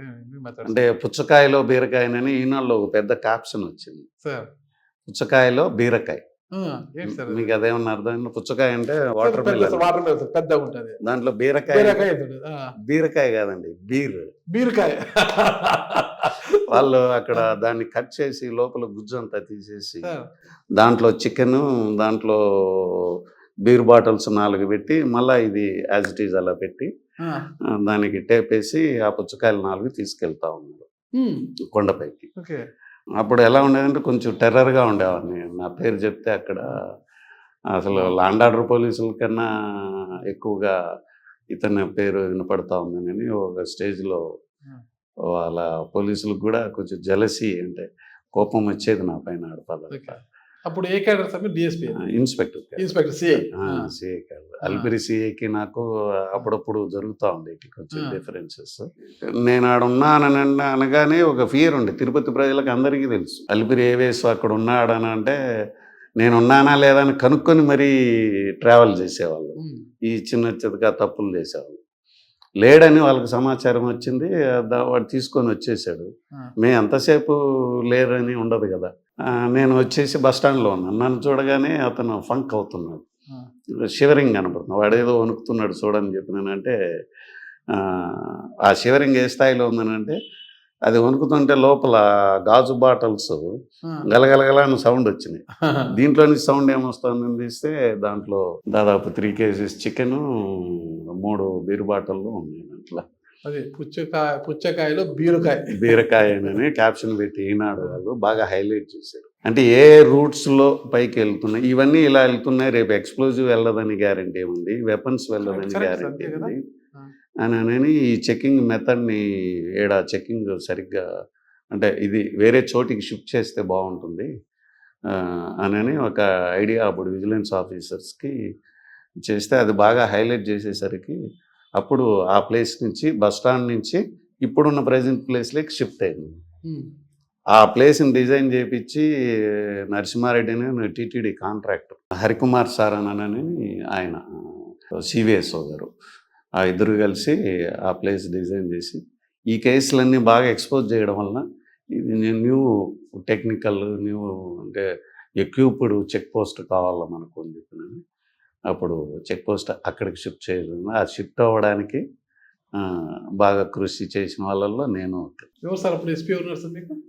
హరికుమార్ సార్. హరికుమార్ గారు. ఓకే ఓకే, మంచి ఎఫర్ట్స్ పెట్టారు. ఇంకా ఇలాంటివి ఏమేమి కనుక్కున్నారు సార్ మీరు అక్కడ? పుచ్చకాయలు బీరకాయ లాంటివి ఏమైనా కనుక్కున్నారా? మందు బాటల్లో అవి ఇవి వెళ్ళే వెహికల్స్ అన్ని సీజ్ చేయించేసాను. నాట్ అలౌడ్ అని పెడతాము. చాలా ట్రావెల్స్ వాళ్ళు నా పైన కోపగించుకున్నారు. అంటే ఈ డ్రైవర్లు కొంతమంది ఓనర్స్కి తెలియకుండా మందు సప్లై చేయడము, అది సప్లై చేయడము. అంటే అక్కడ లేబరు వీళ్ళు నైట్ ఆల్ స్టే చేస్తారు కదా. టీటీడీ వాళ్ళు అట్లా ఏమీ చేయరండి, అంటే ఎంటర్టైన్ చేయరు. వీళ్ళు అక్కడ లేబర్ పైన పనిచేసే లేబరు వాళ్ళు యూజ్ చేసేవాళ్ళు. అదంతా వెహికల్స్ అన్నీ నేను నాట్ అలౌడ్. ట్రావెల్స్ బిజినెస్ అంతా దెబ్బతింది. మీరు సివిల్ ఎస్ఐ కావచ్చు, సివిల్ సిఐ కావచ్చు, మీ ఏఆర్ ఎస్ఐకి సిఐకి తేడా ఏముంటుంది sir? Civil SI CI, AR SI సిఐకి తేడా ఏముంటుంది సార్? ఏఆర్ అంటే ల్యాండ్ ఆర్డర్ వాళ్ళకి సపోర్ట్ అండి. పవర్ అంటే ఇంకా మేము సపోర్ట్ మాత్రమే కదా. ఎక్కడైనా ల్యాండ్ ఆర్డర్ సిచ్యువేషన్ వచ్చిందనంటే అక్కడ వాళ్ళకి మేము సపోర్ట్ చేయాలి. ల్యాండ్ ఆర్డర్ అంతా వాళ్ళే హ్యాండ్ చేస్తారు. ఇంక జీతంలో కానీ వేరే విషయాల్లో కానీ ఎక్కడ ఏమి డిఫరెన్స్ ఉండదు. కొంచెం పవర్ మాత్రమే. ల్యాండ్ ఆర్డర్ పరిచయాలు వాళ్ళకు పబ్లిక్తో పరిచయం ఉంటుంది, ఏఆర్కి పబ్లిక్తో పరిచయం ఉంది. బిహైండ్ ద స్క్రీన్ ఉంటారు, బిహైండ్ వాళ్ళకి బిహైండ్ ఫ్రంట్ వాళ్ళు ఉంటారు, బ్యాక్ మేము కనపడకుండా. అంటే మీరు ఎస్ఐగా ఉన్నప్పుడు కన్వర్షన్ పెట్టుకోలేదు మీరు సివిల్? నేను డిఎస్పీగా ఉన్నప్పుడు కన్వర్షన్ పెట్టుకున్నా. అప్పుడు కిరణ్ కుమార్ రెడ్డి గారు సీఎం అండి, చేశారు ఆయన. ఓకే, చేశారు. మరి వెళ్ళలేదు సార్? చేస్తే చారు సిన్హా మేడం గారు కొద్ది రిమార్క్స్ అడిగారండి, కొన్ని కాల్ ఫర్ చేశారు. ఆ రిమార్క్స్ ప్రాపర్గా టైంకి ప్రొడ్యూస్ చేయలేకపోయింది. ఓకే, ప్రొడ్యూస్ చేయలేకపోతే ఈయన సీఎం గారి టెన్యూర్ అయిపోయింది. మళ్ళీ అది అలాగా పెండింగ్ పడిపోయింది. అది పెండింగ్ పడింది. ఇంకా అక్కడి నుంచి నేను పీటీసీకి వచ్చాను. పీటీసీలో ఆ ఇన్సిడెంట్ జరిగింది. ఆ ఇన్సిడెంట్ జరిగిన తర్వాత స్పిరిచువల్ యాంగిల్లోకి టర్న్ అయినాను. అంటే నేను స్పిరిచువల్ యాంగిల్లోకి టర్న్ అవ్వడానికి ఈ ప్రణాళికలో భాగం ఇదంతా. చారు సిన్హా గారు కూడా మీ సర్వీసు ల్యాండ్ ఆర్డర్లో కాదు, ఏఆర్లోనే ప్రజలకు కూడా అవసరం ఉంది. వారికి అంతరాత్మంగా ముందే తెలిసేమో నా కన్వర్షన్ వారు యాక్సెప్ట్ చేయలేదు. కొంచెం స్ట్రెస్కి గురైనండి. దాదాపు 9 months నేను సస్పెన్షన్లో ఉన్నాను. బాగా ఒత్తిడికి గురైనాను. ఫైనాన్షియల్ ప్రాబ్లం వచ్చేసింది. ఫ్యామిలీ రన్ చేయడం కష్టమైంది. అంటే జీతం చాలదు కదండి, పిల్లల ఫీజులు అది అంటే కొంచెం అవమానాలు కూడా ఉంటాయి కదా, జాబ్ రాలేదని. అంటే ఫ్యామిలీని లీడ్ చేయాలి. మీరు ఎక్కడ వివాహం చేసుకున్నారు? మదనపల్లి అండి. Madanapalle. Arranged marriage sir? Love marriage. Love marriage sir. ఆ ప్రేమ కథ గురించి ఒక చిన్నగా చెప్తారు? వద్దులేండి. ఎక్కడ, ఇప్పుడు, ఎలా ఆ ప్రేమ ఎత్తుబడింది, ఆ ప్రేమ చిగురించి అది వద్దులేండి. ఓకే, రివీల్ చేయడం ఇష్టం లేదు సార్. ఓకే, మేడం ఏం చేస్తారు సార్? House wife. కష్టపడి మీరు మళ్ళీ స్పిరిచువల్ యాంగిల్లోకి వచ్చిన తర్వాత స్పిరిచువల్లోకి రావడానికి వీళ్ళందరూ కష్టపడ్డారు కదండి. పీటీసీ స్టాఫ్, మేడం గారు వీళ్ళందరూ కలిసి ఈ ఇన్సిడెంట్ జరిగితేనే నేను స్పిరిచువల్ దాంట్లోకి రాగలను. ఎందుకు అది ఈ 9 months నేనేం చేశానంటే అన్ని ఆశ్రమాలు తిరిగాను, చాలా ఆశ్రమాలు తిరిగాను. అప్పుడు కూడా మళ్ళా భోజనానికి కష్టమయ్యేది. డబ్బులు వచ్చిన 20,000 30,000 ఆఫ్ శాలరీ ఇంటికి ఇచ్చేవాడిని. నేను బయట ఇంకా ఇంట్లో ఉండలేక బయట అక్కడ ఆశ్రమాలు వెంబడి వెళ్ళి ఎందుకు నాకు ఈ సమస్య ఎందుకు వచ్చింది, కొంతమంది గురువులను ఆశ్రయిస్తే మెడిటేషన్ చేయమని వాళ్ళు సజెస్ట్ చేశారు. మెడిటేషన్లో ఇదంతా మీరు మెడిటేషన్లే రావడానికి మాత్రమే జరిగిన ఇన్సిడెంట్. చారుచిన మేడం అదే చేశారు, నేను మెడిటేషన్లోకి రావడానికి. పీటీసీ స్టాఫ్ కూడా నేను మెడిటేషన్లోకి రావడానికి వాళ్ళ వంతు కృషి చేశారు. మా పై అధికారులు కూడా నేను మెడిటేషన్లోకి రావడానికి వాళ్ళ వంతు కృషి చేశారు. నేను మెడిటేషన్లోకి వచ్చిన తర్వాత హూఆమయ్యనని రమణ మహర్షి చెప్పారు కదండి, నీ గురించి నువ్వు తెలుసుకోనని. అది ఈ 9 monthsలో తెలుసుకునే ప్రయత్నం జరిగిందండి. బాగా స్ట్రెస్ నుంచి బయటపడ్డాను, జాబ్ వచ్చింది. ఆ 9 monthsలో నేను ఈ మెడిటేషన్ గురించి జాబ్ వచ్చిందంటే మీరు సస్పెన్షన్ నుంచి రివోక్ అయింది. అంటే మెడిటేషన్లో పోయి నేను దాన్ని ప్రయత్నం చేస్తుండగా యాక్చువల్ ప్రకృతి ప్రణాళిక ఆడ నెరవేరిపోయింది. నేను దీంట్లోకి వచ్చేసి అంతకు మునిపే ఆనెస్ట్గా పనిచేస్తాను కానీ ఒక నోటి అప్పట్లో నోరు కొంచెం పౌరుషంగా ఉండేది, కొంచెం హార్ష్గా ఉండేది, కొంచెం గట్టిగా మాట్లాడేవాడు. దానివల్లనే శత్రుత్వం పెరిగి అట్లా. కానీ ఇదంతా ప్రకృతి ప్రణాళిక అన్నమాట. ప్రకృతి ఏమి సార్, ఆ రోజు పీటీసీలో జరుగుతున్న ఒక భవన నిర్మాణంలో కాంట్రాక్టర్తో గొడవ జరిగింది, అందులో మిమ్మల్ని సస్పెండ్ చేశారు. తప్పేం జరిగింది అక్కడ? తప్పేం లేదు, అందుకే కదా నాట్ ప్రూవ్డ్ అని నేను ఇచ్చేసారు. అంటే ఇక్కడ తప్పంటే ప్రకృతి ప్రణాళిక ఏంటంటే నన్ను మెడిటేషన్లోకి వెళ్ళాలి, నాకు కొంతమంది గురువుల్ని కలిసేది ఉంది, అందుకోసం ఈ ఇన్సిడెంట్. ఇదంతా చార్సిన్హా గారు ఎవరి పాత్ర వాళ్ళు చేశారండి, సస్పెండ్ కావడము, ఇదంతా మీరు ఇలా వీళ్ళు చెప్పింది ఆఫీసర్లు నమ్మడము, అదంతా జరిగింది. ఇదంతా కూడా ఏంటంటే నేచర్లో స్పిరిచువల్ దాంట్లో చూస్తే చాలా గొప్పగా ఉంటుందండి, చాలా థ్రిల్లింగ్ ఉంటుంది. వీళ్ళెవరు దే ఆర్ నాట్ ఎనిమీస్ అన్నమాట, దే ఆర్ అందరూ వెల్ విషర్స్. నన్ను దీంట్లోకి వెళ్ళిచ్చి నా ద్వారా కొన్ని సమాజానికి కొంచెం ఓ మెసేజ్ వెళ్ళాలి, ఆ ప్రయాణంలో చేయాలని అంటే ఆ యాంగిల్లో పనిచేసిన వాళ్ళే వీళ్ళవుతారు. వీళ్ళకందరికీ వెళ్ళి థ్యాంక్స్ చెప్పమనని మాకు మెడిటేషన్ నేర్పిన గురువులు వాళ్ళకందరికీ థ్యాంక్స్ చెప్పమన్నారు. నేరుగా వెళ్ళి చెప్పలేకపోతే మనసులో ప్రకృతికి మీరు థ్యాంక్స్ చెప్పి ఒక కృతజ్ఞతాభావంతో ఉండండి చాలు, ఆ మెసేజ్ వాళ్ళకి కన్వే అవుతుంది. కానీ పీటీసీ వాళ్ళకి మాత్రం కొంతమందికి నేరుగా నేను వెళ్ళి కలిసి థ్యాంక్ యూ వెరీ మచ్ అని నేను షేక్ హ్యాండ్ ఇచ్చాను. ఇప్పటికీ మోటివేషన్ క్లాసెస్ ఇస్తుంటారు సార్ మీరు? అప్పటి నుంచి అండి 2015 నుంచి ఈ 9 monthsలో నేను సుభాష్ పత్రిజీ గారిని కలిశాను, ఆనంద మార్గ్ సుభచింతానంద గురువు గారిని కలిశాను, ఆర్ట్ ఆఫ్ లివింగ్ రవిశంకర్ గారిని కలిశాను, గురూజీని కలిశాను. ఈ లోకల్గా చిన్న చిన్న ఇది బ్రహ్మకుమారీస్ వాళ్ళని కలిశాను. వాళ్ళ ద్వారా అంతా తెలుసుకొని ఓ సబ్జెక్ట్ నాలెడ్జ్ రమణ మహర్షి గురించి ఎక్కువ రీసెర్చ్ చేయడం జరిగింది. ఆ పీరియడ్లో ఆనాపానసతి, గౌతమ్ బుద్ధుడు కాన్సెప్ట్, మెడిటేషన్, శ్వాస మీద ధ్యాస, ఇదే అన్ని సమస్యలని సాల్వ్ చేస్తుంది అనే ఉద్దేశంతో నేను ఆడ ప్రాక్టికల్గా చూసి నేను అక్కడైతే ఏం నేర్చుకున్నానో ఆ నేర్చుకున్నది ప్రచారంలోకి పెట్టడానికి విజయనగరం నుంచి స్టార్ట్ చేశాను. విజయనగరంలో కూడా వర్క్ చేశారు? విజయనగరంలో డిఎస్పీగా పోస్టింగ్ ఇవ్వగానే ఎన్లిస్ట్మెంట్ విజయనగరంకి పోస్టింగ్ ఇచ్చారు. అక్కడ 3 years చేశాను. ఈ మెడిటేషన్ గురించి ప్రచారం స్టార్ట్ చేసి స్కూల్స్కి వెళ్ళడం, మెడిటేషన్ క్లాస్ చెప్పడం పిల్లలకి అక్కడ స్టార్ట్ చేసినండి. ఈ ప్రస్తుతం ఇదంతా ఉండేది. నేను ఈ సర్వీస్ చేయాల్సి ఉంది కాబట్టి దీనికి ఇక్కడే బ్రేకప్ చెప్పారు. కమాండ్ ఫోర్స్ అందరికీ తెలిసిందే, అక్కడ చేస్తే హెల్త్ అనేది, ఒక కరేజ్ అనేది, ఒక ధైర్యం అనేది, ఫైనాన్షియల్గా 50% అలవెన్స్ ఇస్తారు, అంతా సపోర్టింగ్, అంతా రాష్ట్రం మొత్తం తిరిగింది. విశాఖపట్నము, పాడేరు, అరకు, దారా అని ఒక ఇన్సిడెంట్ జరిగింది, అక్కడ ఎన్కౌంటర్ జరిగింది. ఏపీఎస్పీ వాళ్ళ పైన పోలీసులు అటాక్ చేసి కొంతమందిని కాల్చారు.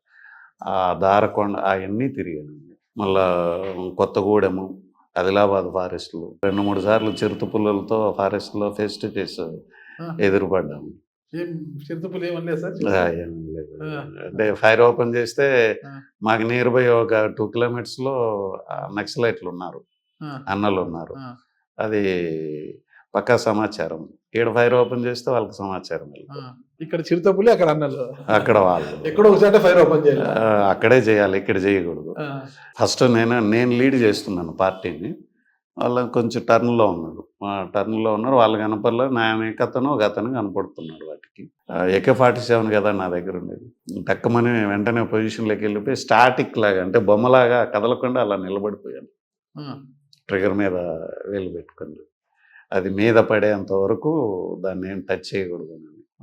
అది ముందుకు రావడం, వెనక్కి వెళ్ళడం, ముందుకు రావడం, అట్లా 10-15 మినిట్స్ అంటే బెదిరించడం. ఇట్లా వచ్చి ర్యాష్గా వచ్చి మీద పడిన ఇట్లా వస్తాయి. మేము కదిలినామా మీద పడిపోతాయి. కదలను నేను.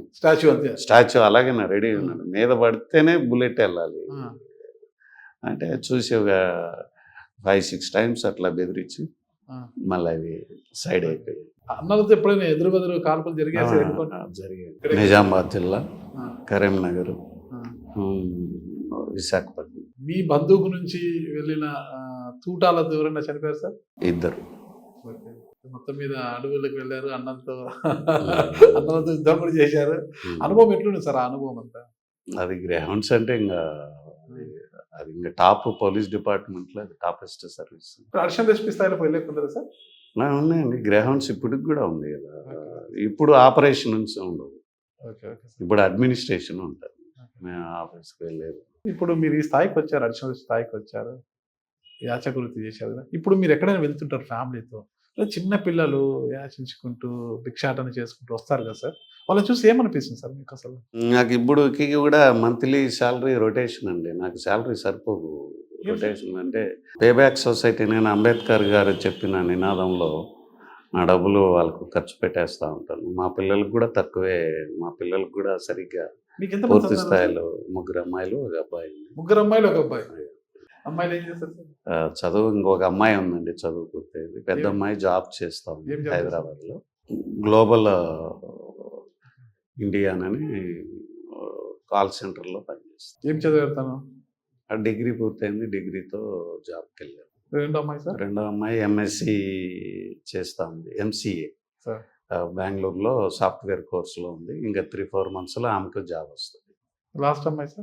లాస్ట్ అమ్మాయి ఇంకా 2 years ఉంది, లా చేస్తాం. లా చేస్తాం సార్. ఎక్కడ సార్? విశాఖపట్నంలో. వైజాగ్లో ఇంకా హాస్టల్ అదంతా. ఇంకా అబ్బాయి సార్? అబ్బాయి MBA అయిపోయింది, అబ్బాయి కోచింగ్లో ఉన్నారు. అబ్బాయి సాఫ్ట్వేర్. అబ్బాయి పెద్దవాడు. మీకు జీతం సరిపోదు, స్పిరిచువల్ వచ్చిన జీతం కూడా ఇప్పుడు స్కూల్స్కి వెళ్తాం కదండి, వెళ్ళి మోటివేషన్ చేస్తూ ఉంటాము. అక్కడికి ఏదైనా అనాథ పిల్లలు వాళ్ళు వీళ్ళు కనపడితే మా దగ్గర ఉన్న డబ్బులు ఇచ్చేస్తాను, 2,000-3,000. ఇలా చేస్తే ఎట్లా? మీ పిల్లలకి ఎప్పుడు పెళ్లిళ్ళు చేస్తారు, వాళ్ళని ఎప్పుడు సెటిల్ చేస్తారు? నేను వాళ్ళకు ఒకటే చెప్పు, నేను విద్య మాత్రమే మీకు అందియగలను. నేను ఎలా చదువుకొని పైకి వచ్చానో మీరు కూడా ఆ విధంగా మీరు చదువుకొని మీ పొజిషన్కి మీరు వెళ్ళాలి. ఆ తర్వాత సపోర్టు నా దగ్గర నుంచి మీరు ఎక్స్పెక్ట్ చేయొద్దండి. నేను అంబేద్కర్ ఏం చెప్పారో ఆయన బాటలో నిలబడాలనుకుంటున్నాను. కష్టమే కదా సార్? కొద్దిగా కష్టమే. మా పిల్లలు చాలా గొప్ప మనుషులు వాళ్ళు. ఏమన్నారా? అనదండి ఆమె. ఇంకా మీ చాదస్యంతో మేము చచ్చిపోతున్నాం, మా పిల్లలు ఇదైపోతున్నారు, మీ చాదస్యం అట్లా అన్నదండి. చాలా మంచి ఆమె. దేవుడు అంటారు, ఆధ్యాత్మికం అంటారు, ప్రవచనం అది ఒకటి ఉంది. ఆధ్యాత్మికం అంటారు, వెళ్ళిపోతా ఉంటారు. ముందే వెళ్ళిపోతే బాగోదనని ఆగుతున్నాను నేను. రమణ మహర్షిలాగా, సాయిలాగా వైరాగ్యంతో ఎప్పుడో ఒకప్పుడు ఈ కుటుంబాన్ని వదిలిపెట్టి వెళ్ళిపోవాలి నేను. అంటే సర్వీస్ చేయడానికి, ఆశ్రమ జీవితం గడిపి ప్రజలకు సర్వీస్ చేయాలి. ఆశ్రమ జీవితంలో ఏం సర్వీస్ చేస్తారు? మేమేం చేస్తున్నాం అంటే కొన్ని యాక్టివిటీస్ గ్రామాలకు వెళ్ళి మెడిటేషన్ చెప్తానండి. గ్రామాలకు వెళ్తానండి. ఇప్పుడు కూడా నేను అనంతపురం జిల్లాలో 10-15 గ్రామాలు విజిట్ చేశాను. ఒక 10 కాలనీలు తిరిగానండి. కాలేజెస్ తిరుగుతాను, స్కూల్స్ తిరుగుతూ ఉంటాను రెస్ట్ టైంలో, మధ్యాహ్నం టైంలో కానీ. ఇప్పుడు ఈ ఫాస్ట్ కల్చర్లో, టెక్నాలజీ పెరిగింది, ఇంత ఫాస్ట్ కల్చర్లో మీ యొక్క ప్రవచనాలు ఎవరికైనా అందుతున్నాయి సార్? బాగా అందిపించుకుంటున్నారు సార్? నేను కొంచెం డిఫరెంట్ సబ్జెక్ట్ తోటి వెళ్తున్నానండి. సార్. వాళ్ళు ఇప్పటి వరకు రొటీన్ క్లాస్గా ఎన్నో విన్నారు వాళ్ళు. ఆ. ఈ క్లాస్, నా క్లాస్ విన్న తర్వాత మా 20 ఏళ్ళ జీవితంలో ఇటువంటిది వింది ఇదే ఫస్ట్ టైం అని చెప్పిన వాళ్ళే కానీ ఎక్కడికి వెళ్ళినా అదే మెసేజ్ ఉంటుందనండి. దాంట్లో వన్ ఆఫ్ ది ఒక ఎగ్జాంపుల్ కూడా చెప్తాను. నీలకంఠేశ్వరుడు అంటే అందరూ మీరెవరని అంటారు? నీలకంఠేశ్వరుడు అని. నీలకంఠేశ్వరుడు ఎవరని? ఈశ్వరుడు అని అంటారు. నీలకంఠేశ్వరుడు అంటే ఈశ్వరుడు కాదండి, అదొక స్టోరీ. నీలకంఠేశ్వరుడు అంటే గరళంలో, తన కంఠంలో ఆ గరళాన్ని ఆయన దాచిపెట్టుకొని ఈ లోకంలోని సమస్త జీవరాశిని కాపాడాడు. అదొక విషయం, దాన్ని కూడా దాచుకున్నాడు. చెట్టు చేస్తున్న పని అదే. అది విషాన్ని తన తీసుకొని సమస్త జీవరాశికి ఏమిస్తుంది? మొక్క ఆక్సిజన్ ఇస్తుంది. ఆక్సిజన్ ఒకటేనా? ఆహారం అదే ఇస్తుంది, క్లాత్ అదే, మనం వేసుకున్న బట్ట అదే ఇస్తుంది, మనకు నాలెడ్జ్ కొరకు పేపర్ అవుతా ఉంది, మన ఆరోగ్యం కొరకు మెడిసిన్ అవుతా ఉంది, మన ఆకలి తీర్చడానికి ఆహారం అవుతా ఉంది, మనకు రక్షణగా ఉండడానికి డోర్స్ అవుతా ఉంది, మనకు కంఫర్ట్ ఇవ్వడానికి మంచాలు అవుతుంది, కుర్చీలు అవుతుంది. మనం జన్మ లభించడానికి కారణం ఆహారం తింటేనే కదండి మనం సంసారం చేయగలుగుతాం. ఎనర్జీ అనేది మనలోకి పుట్టాలంటే ఏది కావాలి? ఆహారం అనేది మనం లేకపోతే అసలు మన శరీరంలో ఎనర్జీ లెవెల్సే రావు. ఎనర్జీ లెవెల్స్ అయ్యి సంసార జీవితం గడిపితేనే నీకు జననం జరుగుతుంది. ఈ యొక్క కణ వ్యవస్థ అనేది తయారవ్వాలంటే కూడా మన శరీరంలో ఆహారం తింటేనే మన శరీరంలో కణాలు ఉత్పత్తి అవుతాయి. ఆహారం లేనిది ఏమి జరగదు. మరి ఈ ఆహారం ఎవరు ఇస్తున్నారు? మొక్కే ఇస్తుంది. మొక్క ఇవ్వండి ఏంది? ఫ్రూట్స్ అదే, వెజిటబుల్స్ అదే, ధాన్యాలు అదే, సుగంధ ద్రవ్యాలు అదే, పువ్వులు అదే. అందుకే విరివిగా మీరు మొక్కలు నాటే కార్యక్రమాన్ని నేను దానిపైన వెళ్ళడానికి అదే కారణము. అందుకని నేను ఏమిటంటే నీలకంఠేశ్వరుడు అంటే శివుడని, అది అప్పుడు ప్రజలకి, ఆ కాలం ప్రజలకి అర్థం అవ్వడానికి శివుడని చెప్పారు. యాక్చువల్గా శివుడు మన కళ్ళెదురుగా ఉన్నాడు చూడండి. మొక్కే కదా అన్ని రూపాల్లోనూ మనల్ని రక్షిస్తూ ఉన్నాడు. అందుకని మొక్కే నీలకంఠేశ్వరుడు. మీరు కూడా చెప్పండి, నేను మిమ్మల్ని అడుగుతున్నాను. ఖచ్చితంగా సార్, ఖచ్చితంగా. పేపర్ అదేనండి, మెడిసిన్ అదే, ఆహారం అదే, మనకు భద్రత అదే. ప్రతి ఒక్కరు ఒక మొక్క నాటాలి సార్, ఖచ్చితంగా. జననం అదే. జరుగుతున్న ప్రాబ్లం ఎక్కడంటే అండి, మొక్క అనగానే ఓన్లీ ఆక్సిజన్ కాడ మాత్రమే ఆపేస్తున్నారు. ఆహారం గురించి ఎవరు చెప్పట్లేదు, పేపర్ గురించి ఎవరు చెప్పట్లేదు. పేపర్ ఎక్కడి నుంచి వస్తుంది? మందులు ఎక్కడి నుంచి వస్తుంది? మొక్కల నుంచినే కదా, వనమూలికల నుంచినే కదా మందులు కూడా తయారు. ఇన్ని రూపాల్లో సమస్త జీవరాశిని కాపాడుతూ ఉండేది వివిధ రూపాలలో మొక్కే. అంటే శివుడు మొక్క ఇద్దరు ఒకటి. అంటే గరళాన్ని గొంతులో పెట్టుకొని ఎట్లా కాపాడాడు, విషాన్ని తను తీసుకుంటుంది, మంచి ఆహార పదార్థాలని మనకు కావాల్సినటువన్నీ సమస్తమే ఇచ్చేస్తుంది. మొక్క నిత్యాన్నదానం చేస్తుందండి. ఓ మొక్క నాటిపెట్టి వదిలేసినామంటే ఆ మొక్క కింద సమస్త 84 లక్షల జీవరాశి ఆ మొక్క కింద ఉంటాయి. చెదపురుగులు, చీమలు, బ్యాక్టీరియా మొత్తం అన్నీ ఆకుల కింద ఉంటాయి, చెట్ల బెరట్లో ఉంటాయి, పక్షులన్నీ ఆ చెట్టులో నివసిస్తాయి, జంతువులన్నీ ఆ చెట్టు కింద ఉంటాయి. ఆ పళ్ళన్నీ మనుషులు తింటారు, జంతువులు తింటాయి, పక్షులు తింటారు. అంటే సమస్త జీవరాశికి ఫుడ్ ఇస్తూ ఉండేది మొక్కే. దేవుడే మొక్క రూపంలో ఉండి మనకు ఆహారాన్ని ఇస్తున్నాడని, కాబట్టి మొక్కే దైవంగా భావించండి, మొక్కే శివుడు అని చెప్తా ఉంటారు. అది డిఫరెంట్ సబ్జెక్ట్ కదండి. 16-17 సంవత్సరాలు నువ్వు ఆహారం తింటేనే కణ ఉత్పత్తి జరిగిందండి నీ లోపల. ఏ కణాలు? పురుషునిలో XY కణాలు తయారవుతాయి, స్త్రీలో XS కణాలు తయారవుతాయి. ఎప్పుడు తయారవుతాయి? 15 ఏళ్ళు ఆహారం తింటే నీ శరీరం ఒక 5 అడుగులు 6 అడుగులు పెరిగి తినంగా ఆహారం పెరగంగా ఓ ఏజ్ వచ్చేసరికి ఆ కణాల ఉత్పత్తి స్టార్ట్ అవుతుంది. ఈ ప్రకృతి అనేది ఈ ఆహారం ఇచ్చి నీ శరీరాన్ని అంతలా పెద్ద చేసి దాంట్లో ఈ కణాలు ఉత్పత్తి అయ్యేటట్లు చేస్తుంది. అన్నమే అన్నాన్ని తింటుందేనని గురువులు చెప్తారు. అంటే ఆహారం ఈ శరీరంగా మారిందండి. మనకు ఆ తల్లిదండ్రులు ఆహారం పెడితే ఈ శరీరం అయింది. ఆహారం ఈ శరీరంగా రూపాంతరం చెంది మళ్ళీ తిరిగి ఆహారం తింటుంది. అన్నమే అన్నాన్ని తింటుంది అని గురువులు చెప్తారండి. మళ్ళీ ఇంకొక డిఫరెంట్ సబ్జెక్ట్ ఏంటంటే అర్ధనారీశ్వరుడు అంటే ఎవరనేని ఈశ్వరుడే. ఈశ్వరుడు అంట. అర్ధనారీశ్వరుడు అంటే అప్పుడు అందరికీ అర్థం అవడానికి చెప్పిండేది. అర్ధనారీశ్వరుడు అంటే అర్ధం నారి, అర్ధం ఈశ్వరుడు అండి. ఇప్పుడు మీ శరీరంలో అర్ధం మీ తల్లి ఉందండి, అర్ధం మీ తండ్రి ఉన్నాడు, అర్ధం మీ తల్లి రూపంలో నారి, అర్ధం మీ తండ్రి రూపంలో ఈశ్వరుడు. మీ తల్లి మీ తండ్రి ఈ సగం సగమే మీ శరీరం. YX క్రోమోజోమ్ లేదండి మీకు. ఇప్పుడు భార్యాభర్తలు ఇద్దరు కలిస్తే స్త్రీలు పుట్టాలంటే XX అండి, పురుషుడు జన్మించాలంటే XY. ఏది ఏమైనా కానీ తల్లి శరీరంలో సగము, తండ్రి శరీరంలో నుంచి సగం, ఈ రెండు కణాలు కలిస్తేనే నీకు జన్మ లభించింది. ఆడైనా మగైనా తల్లి సగం తండ్రి సగం. నీ శరీరంలో ఈ రెండు సగభాగాలు ఉన్నాయి. ఈ రెండు సగభాగాలే అర్ధనారీశ్వర తత్వము. చాలా బాగా చెప్పారు సార్. అసలు మీలో సగం అమ్మ ఉంది, మీలో సగం నాన్న ఉన్నారు. వీళ్ళే దైవాలు కదా, పార్వతీ పరమేశ్వరులు మన దైవాలు కదా, వాళ్ళేనండి మన అమ్మా నాన్నలే ఆ పార్వతీ పరమేశ్వరు. చాలా బాగా చెప్పారు సార్. స్పిరిచువల్ సైడ్ వెళ్ళారు కదా సార్, మీరు నాన్ వెజ్ అదంతా తింటున్నారు సార్? మానేశాను, నాన్ వెజిటేరియన్ మానేశాను. మళ్ళా కర్నూలులో ఒక ఇన్సిడెంట్ జరిగి హెల్త్ బాగాలేకపోతే దానికోసం మళ్ళీ కొంచెం కొన్నాళ్ళ పాటు మీరు నిలబడడానికి కొంచెం తీసుకోండి పర్వాలేదు అని అంటే, ఆవిడ రామకృష్ణ పరమహంస యొక్క జీవితాన్ని ఆధారంగా తీసుకొని ఫుడ్ ఏదైనా తినొచ్చు. ఆయన రామకృష్ణ పరమహంస చేప భోజనం అంటే ఆయనకు బాగా ఇష్టం. అందుకని ఆయన పర్వత తిండి అనేది ఇంపార్టెంట్, నీలో ఉన్న దైవత్వమే ఇంపార్టెంట్ అని అంటే అప్పుడు కొన్నాళ్ళ పాటు నాన్ వెజ్ మళ్ళీ తీసుకున్నాను. ఇన్సిడెంట్ తెలుసుకోవచ్చా? ఏది? కర్నూలులో జరిగిన ఇన్సిడెంట్ అన్నారు. మా ఇంట్లో ఒక చిన్న కుక్కపిల్ల ఉండేది. ఆ కుక్కపిల్లని అంటే కొంచెం డిసిప్లిన్గా ఉండాలని మన పోలీస్ డిపార్ట్మెంట్ అంతా అనుకుంటుంది కదా. ఆ కుక్క కొంచెం ఇంట్లో యూరిన్ పాస్ చేయడము, కొంచెం అట్లా గలీజ్ చేస్తూ ఉంటే కొంచెం దాన్ని డిసిప్లిన్ నేర్పాలని దాన్ని 1-2 సందర్భాల్లో కొట్టానండి. దాన్ని బాగా కొట్టాను. కొడితే అది భయపడి నన్ను చూస్తే భయపడడం స్టార్ట్ చేసి. టిక్స్ అనే పురుగులు కుక్కకు ఉంటాయండి. ఆ పురుగుకు నాకు మలేరియా వచ్చింది ఒకసారి కర్నూలులో. మలేరియా వచ్చి బెడెడ్ అయిన రోజుల్లో అప్పటికే నేను బెడెడ్. ఆ టైంలో ఆ కుక్కకు ఉన్న పురుగు కుట్టిందండి, వీపు మీద ఇక్కడ వేసుకొని కుట్టింది. దాన్ని టిక్స్ అంటారు. ఈ టిక్స్ 2 రకాలండి. అంటే చెట్లల్లోన ఉంటాయండి, వెదురు బొంగుల్లో ఉంటాయి, దీనికి ఉంటాయి. అది కుడితే ఏమవుతుందంటే ఒక 1,000,000 మందిలో ఒకరు దాని బారిన పడి చనిపోయిన చరిత్ర ఉంది. 1,000,000 మంది. దానికి ఇంక ట్రీట్మెంట్ లేదు. కాంబినేషన్ డాక్టర్లు ఏదైనా కాంబినేషన్ ఇస్తేనే అదృష్టం కొద్దీ బ్రతుకుతారు. అట్లా CMC వెల్లూరు హాస్పిటల్లో అడ్మిట్ అయ్యాను.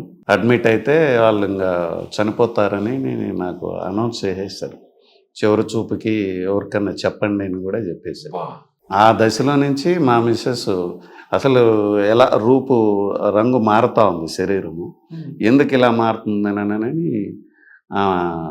గూగుల్లో సెర్చ్, ఆ ఫొటోస్ తీసి గూగుల్లో పెడితే ఆ ఫొటోస్ సెర్చ్ చేస్తే టిక్స్ అనే కీటకం కుట్టడం వలన ఈ జబ్బు వచ్చి ఉంటుంది అని స్పిరిచువాలిటీలో ఉండి ఒక జీవరాశిని ఇబ్బంది పెట్టి ఆ టిక్స్ అనే కీటకం, కుక్కర్లో నుంచి వచ్చిన కీటకమే కుట్టి ఉండొచ్చు నీకు అని అతి కష్టం మీద ఒక మెమరీ గుర్తొచ్చింది. అప్పుడు దానికి క్షమాపణ చెప్పమని మా గురువు గారుల దగ్గర నుంచి సందేశం వచ్చింది. ఏం లేదు, క్యూర్ అయిపోద్ది, ఆ ఇన్సిడెంట్ నీకు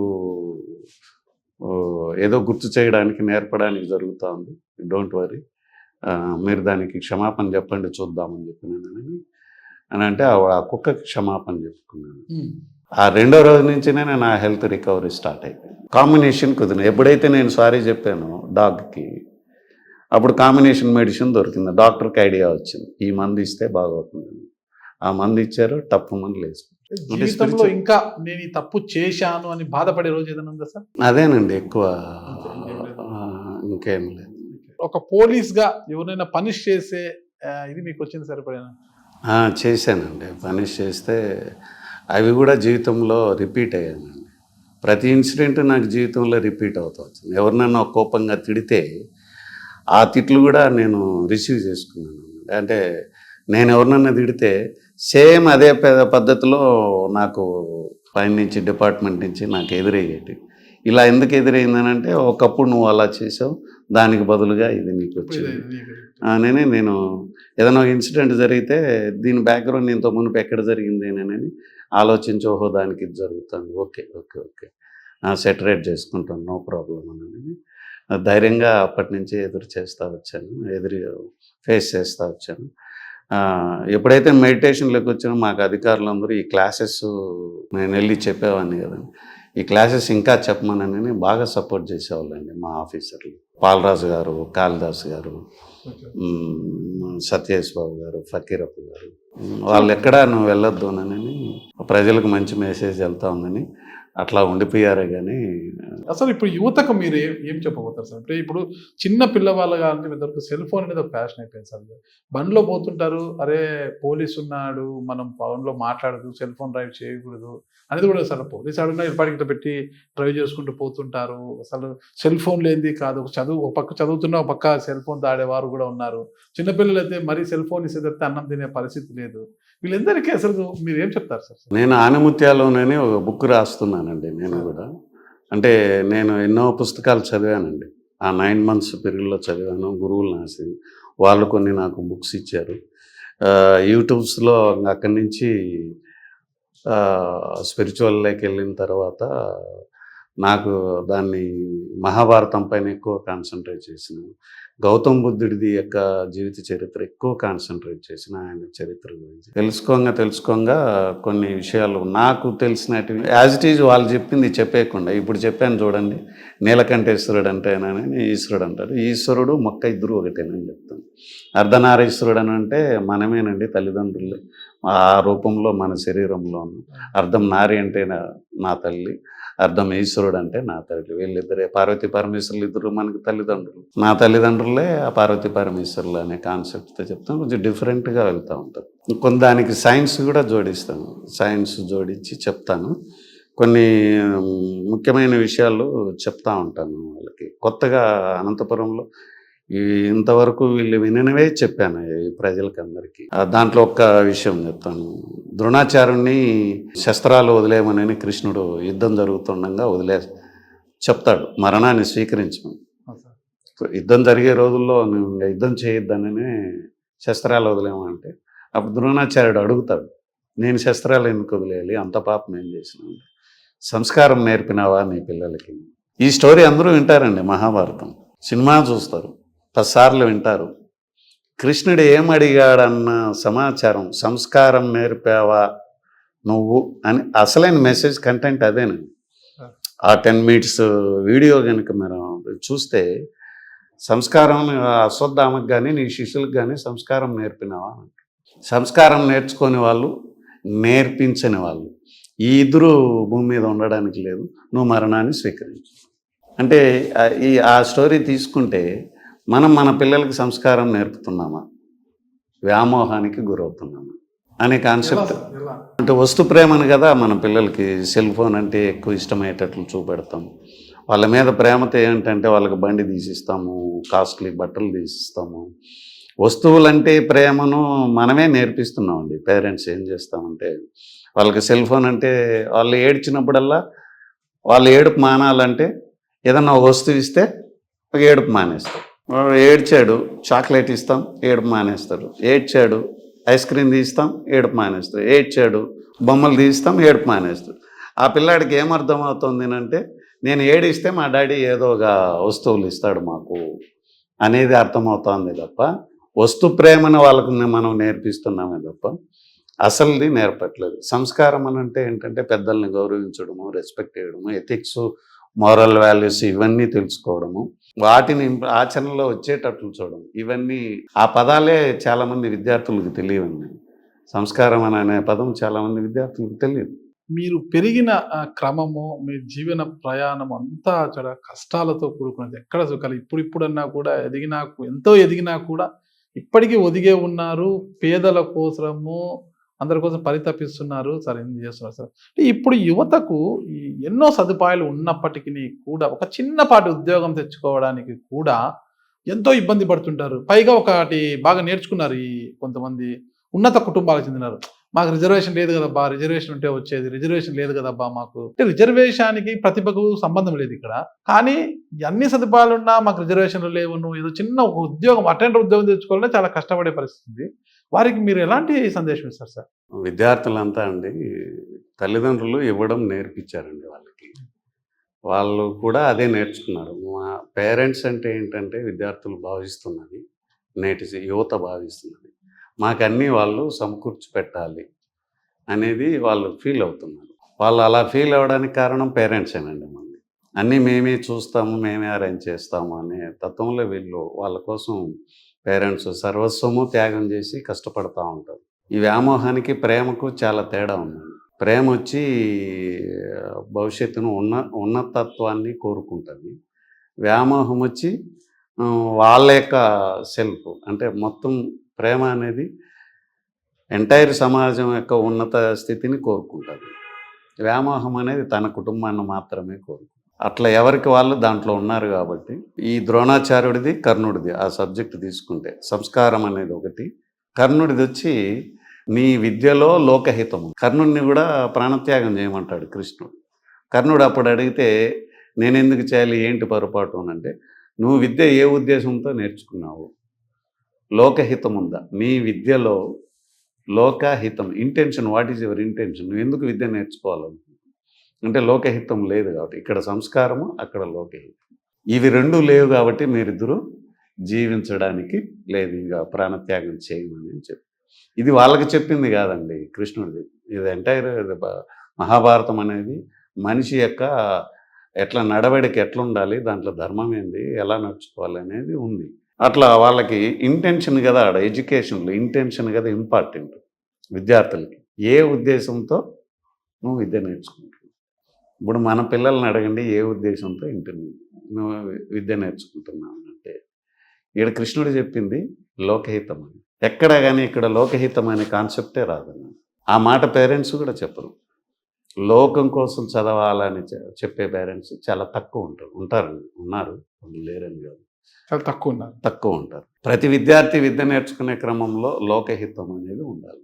లోకహితం లేకపోతే నువ్వు అవసరం లేదని కదా కృష్ణుడు అంటున్నాడు. సంస్కారంలో ఈ రుద్రు అవసరం లేదని అంటున్నాడు. అందుకని అవి మనం విద్యార్థులకి నేర్పడానికి పేరెంట్స్ ప్రయత్నం చేయట్లేదు.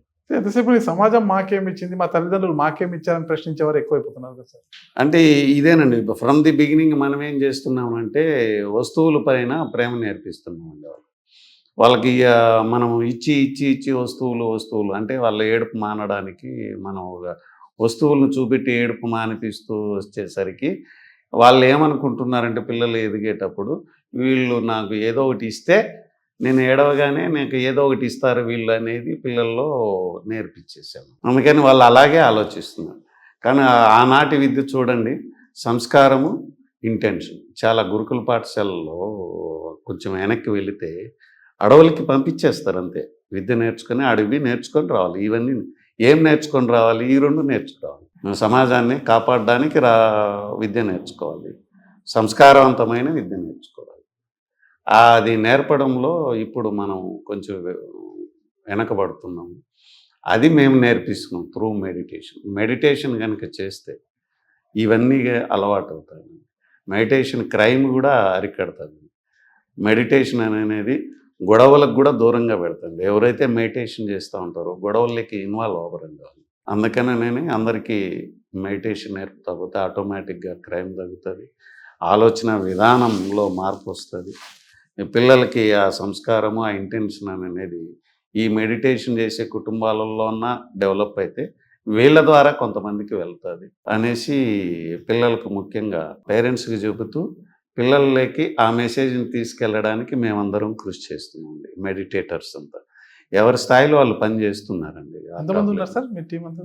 ఈ జిల్లాలో దాదాపు 1,00,000 మంది ఉంటారండి. పిరమిడ్ మెడిటేటర్స్ లక్షల్లో ఉన్నారు. వాళ్ళు మాతో కలిసి ప్రయాణం చేస్తున్న వాళ్ళు ఒక 5,000 10,000 మంది ఉన్నారు. అంటే మా దగ్గర నుంచి ఆ మెసేజ్ తీసుకుంటే సేమ్ మెసేజ్ కన్వే చేస్తూ ఉంటాం, గ్రామాలకు వెళ్ళి చెప్తూ ఉంటాం. విద్యార్థులకు మాత్రం నేను చెప్పేది, యువతకి నేను చెప్పేది ఏంటంటే సెల్ ఫోన్ అనేది వ్యసనం అండి. దానికి దూరంగా లేకపోతే ఆరోగ్యం దెబ్బతింటుంది, నీకు ఐసైట్ అనేది తగ్గిపోతుంది, నీ యొక్క మెమరీ పవర్ లాస్ అయిపోతుంది. ఈ జ్ఞానేంద్రియాలు 5 కూడా మెల్లమెల్లగా ఈ సెల్ ఫోన్ వల్లనే, ఎందుకంటే దానికి అడిక్ట్ అయిపోతుంది, దానికి కనెక్ట్ అయిపోతుంది.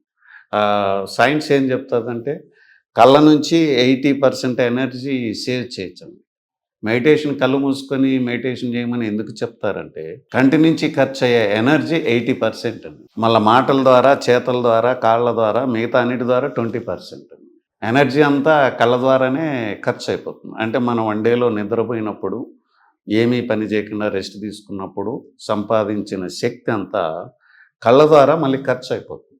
అందుకని కళ్ళు మూసుకొని శ్వాస మీద ధ్యాస చేయమని చెప్పేసి నేర్పత దాంట్లో సైన్స్ ఉంది. ఈ ఎనర్జీ సేవ్ అవుతుందండి. రోజుకి ఎన్ని గంటలు చేస్తారు సార్? నేను 3 hours చేస్తాను. మార్నింగ్ 1 hour, మధ్యాహ్నం ఒక 1/2 hour 45 minutes, రాత్రి టైంలో కుదిరితే 1 hour 1.5 hour, లేదంటే 1/2 hour, లేదంటే రెస్ట్ కూడా స్లీపింగ్ కూడా మెడిటేషన్తో సమానమే. ఈ బరిమెల సంఘటన అదంతా జరిగింది కదా సార్, అప్పుడు మీరు ఎక్కడ ఉన్నారు సార్? అప్పుడు నేను లేను. ఒకసారి పాలకొండలో, అంటే కడప జిల్లా చక్రాపేట దగ్గర సార్, పాలకొండలో ఒక ఎస్ఐని చంపారు సార్, మావోయిస్టు. ఎస్ఐ కింద మావోయిస్టులు పైనుంచి ఎస్ఐ చనిపోయాడు. అప్పుడు మీరు ఎక్కడ? అప్పుడు కూడా లేను. ఐ థింక్ 2005 సార్ అది. 2005లో నేను టీటీడీలో ఉన్నాను. ఓటీటీలో నేను 99 వార్తా స్టాఫ్ రిపోర్టర్గా రాయచోట్లో పనిచేసేవాడిని. అప్పుడు బయట నుంచి చూసేవాళ్ళం, కేస్ స్టడీస్ కింద గమనించేవాళ్ళం. ఇప్పుడు చిన్నప్పుడు మీరు భిక్షాటనకి వెళ్ళినప్పుడు మిమ్మల్ని, అమ్మని ఎన్నో అవమానాలు, ఎన్నో చీదరింపులు, చీత్కారాలు ఎదురైనాయి కదా సార్. ఇప్పుడు అమ్మగారి పరిస్థితి ఎలా ఉంది సార్ ఊర్లో? ఎవరైతే తిట్టారో వాళ్ళే మా అమ్మగారి దగ్గరికి వచ్చి, అవన్నీ మనసులో పెట్టుకోవద్దమ్మా, మా వాడికి ఏమన్నా కానిస్టేబుల్ ఉద్యోగం, హోంగార్డ్ ఉద్యోగం, ఇప్పుడు మీ అబ్బాయి ఇన్స్పెక్టర్ అంటే కదా అని చెప్తే ఉద్యోగాలు ఏమైనా ఇస్తారేమోనని, ఎవరైతే తిట్టిన వాళ్ళు ఉన్నారో వాళ్ళ ఇంటికి వచ్చి మా అమ్మని అడుగుతూ ఉంటే మా అమ్మగారు పొంగిపోయేవాళ్ళు, ఆనందపడిపోయేవాళ్ళు. వాళ్ళే వచ్చి అడుగుతుంటే అప్పుడంతా మనం అక్కడికి వెళ్తూ ఉంటాం. ఆ సందర్భం వచ్చినప్పుడల్లా చాలా ఆనందపడిపోయి నాకు ఫోన్ చేస్తూ ఉంటారు. ఉన్నారండి. ఎక్కడ ఉన్నారు సార్? విలేజ్లో ఉన్నారు. అంటే నగిరిపల్లి. నగిరిపల్లిలోనే ఉన్నారు. నాన్నగారు సార్? నాన్నగారు స్వర్గస్థులయ్యారు. ఎప్పుడు సార్? 10 ఏళ్ళు అయిపోయింది. 10 ఏళ్ళు అయింది. అమ్మగారు ఒకరే ఉంటారు సార్? అమ్మగారి దగ్గర ఎవరు ఉంటారు? అక్కగారి కూతురు ఉంది కదండి, వాళ్ళ మనవాళ్ళు మనవరాలు మా దగ్గరికి రావట్లేదు. ఎందుకు? అంటే విలేజ్ కల్చర్ దాంట్లో ఉన్నాను కదా, మనవాళ్ళు మనవరాళ్ళని మేము డబ్బులు ఎప్పటికప్పుడు అన్నీ అరేంజ్ చేస్తా అంటే ఆ డబ్బులు వాళ్ళకందరికీ ఇస్తుంది. ఇప్పుడు వాళ్ళ చదువుకి ఈమె డబ్బులు ఇస్తూ ఉంటుంది, మా దగ్గర తీసుకుంటుంది. మనవాళ్ళు మనవరాళ్ళకి పుస్తకాలకు 100-200 వాళ్ళకి ఇస్తా, వాళ్ళని చదివించుకుంటా ఉంది. మీరే ఇక్కడ అన్ని దాన ధర్మాలు చేస్తున్నారు, అమ్మగారికి ఏం పంపిస్తారు? ఆమెకి ఇచ్చిన దాంట్లో ఆమె కూడా ఇస్తాను. ఓకే, అదొక వాటా అనమాట. ఎవరు వాటా వాళ్ళదే, అందరి దగ్గర తీసుకుంటారు. మీ ఊరికి వెళ్ళిన చోట ఎక్కడైతే యాచించారో మీరు, అక్కడికే మీరు ఒక పోలీస్ ఆఫీసర్కి వెళ్తుంటారు కదా సార్, ఎలా ఉంటుంది అక్కడ? అంటే ఆ ఇన్సిడెంట్ అప్పుడే జరిగింది. ఆ సీఎం గారు వచ్చిన డ్యూటీ అప్పుడు వాళ్ళ పిలిచినప్పుడు అట్లే జరిగా ఒక 2 ఇన్సిడెంట్లే. మళ్ళీ నేను వెళ్ళినప్పుడు వాళ్ళు నేను ఎప్పుడు వస్తానో కనుక్కొని వెయిట్ చేసిన రోజులుండి, రాగానే జాబులు ఇప్పిమ్మని అది ఇప్పిమ్మని వాళ్ళు అడుగుతా ఉంటే వాళ్ళు రికమెండ్ చేస్తా ఉంటే నాకు అట్లా అమ్మా కుదరదమ్మా, రిక్రూట్మెంట్ చాలా ప్రాసెస్ అది, అట్లా ఇవ్వడానికి కదా అంటే చూడాయన వాళ్ళు వచ్చి అడుగుతాను అని అడుగుతూ ఉంటే వాళ్ళు అటువంటి సందర్భాలలో కొంచెం ప్రౌడ్గా ఫీల్ అయ్యేవాళ్ళు. తల్లిదండ్రులు తలెత్తుకొని తిరిగి ఎలా మీరు చేశారు సార్? ఒక చిన్న ఇన్సిడెంట్ అండి. నేను ఒక రోజు పనికి వెళ్ళినప్పుడు ఒక ఎకరా ల్యాండ్ కాంట్రాక్ట్ నేను ఒక్కనే తీసుకున్నాను. వేరుశనక్కాయ పంట భూమి నుంచి చెట్లు తీసి ఒక చోట కుప్పేసేసారు. ఎకరా భూమిది నేను 1 డేలో 2 డేస్లో కంప్లీట్ చేస్తానని కాంట్రాక్ట్ తీసుకున్నాను. ఆ కాంట్రాక్ట్ పని నేను చేస్తూ ఉన్నాను. దాహం వేసి ఆమె నీళ్ళు అడిగాను, యజమానురాలు నీళ్ళు అడిగాను. ఆమె ఇంటి దగ్గరికి రమ్మన్నది. నేను ఇంటి దగ్గరికి వెళ్తే ఇంటి చుట్టూ తిరుగుతుంది. ఇంటి చుట్టూ తిరుగుతుంటే ఎందుకమ్మా ఇంటి చుట్టూ తిరుగుతున్నా అంటే అదే నాన్న నీకు చెప్ప నీకు తాగడానికి గ్లాస్ ఇవ్వాలి కదా, ఆ చెప్ప ఏడన్నా దొరుకుతుందేమో అని చెప్పి చూస్తున్నాను. అబ్బా. ఇంటి చుట్టూ తిరిగి ఒక చెప్ప తెచ్చిచ్చి చేతికి ఇచ్చింది. దాంట్లో ఆమె నీళ్లు పోసినప్పుడు చాలా బాధేసింది. ఆ, వాళ్ళు నేను జాబ్ వచ్చిన తర్వాత ఆ, నా వ్యవసాయంలో వాళ్ళు బాగా నష్టపోయారు. మేము జాబ్ వచ్చింది, నేను ఒకసారి సెలవులో ఇంటికి వెళ్ళినప్పుడు ఎవరైతే నాకు చిప్ప చేతికిచ్చి నీళ్లు తాగమని చెప్పారో వాళ్ళు మా మా ఇంటి ముందర ఇడ్లీ అమ్ముకుంటా కనుకుంటాను. సార్. అప్పుడు నాకు బాధేసింది. బాధేస్తే అప్పుడు మా అమ్మగారికి చెప్పాను, ఆ ఇడ్లీ మొత్తం నువ్వే కొనేసుకో, వాళ్ళని మన ఇంటి దగ్గరికి ఎప్పుడన్నా రాని ఇడ్లీ నువ్వు తీసేసుకొని ఈ వీధిలో పంచి పెడతారా అని చెప్పాను. ఆ, అప్పుడు వాళ్ళు కంటతడి పెట్టుకున్నారు. ఆ ఇన్సిడెంట్ ఆమె గుర్తుంది. నేను బాధపడ్డాను. ఎందుకమ్మా ఏం గ్లాస్ ఇలావా అని కూడా అడిగాను నేను. ఆ. అడిగితే ఆమె కొంచెం తటపటాయించింది. అది గుర్తు చేస్తే అదేం మనసులో నేను ఆ ఇడ్లీ అంతా కొనుక్కుంటా ఉంటే వైఫ్ అండ్ హస్బెండ్ ఇద్దరు వచ్చి ఆమె నిలబడ్డారు. అదంతా ఏం మనసులో పెట్టుకోవద్దు నాయన అని అన్నది. నేను మొత్తం డబ్బులు కొనేసి నేను డబ్బులు ఇస్తున్నాను. ఇప్పుడంటే ఆమె చెయ్యి కిందికి వచ్చేసింది, మీ చెయ్యి పైకి పైకి వచ్చేసింది. అప్పుడు నీళ్ళ కోసం నా చెయ్యి ఇలా పెట్టాను. అది చెప్పవద్దనని చేతిలో పోయమని చెప్పాను. ఆ క్రాసింగ్ సీన్ చాలా బాధ అనిపించింది. వాళ్ళు బాధపడ్డారు, నేను బాధపడ్డాను.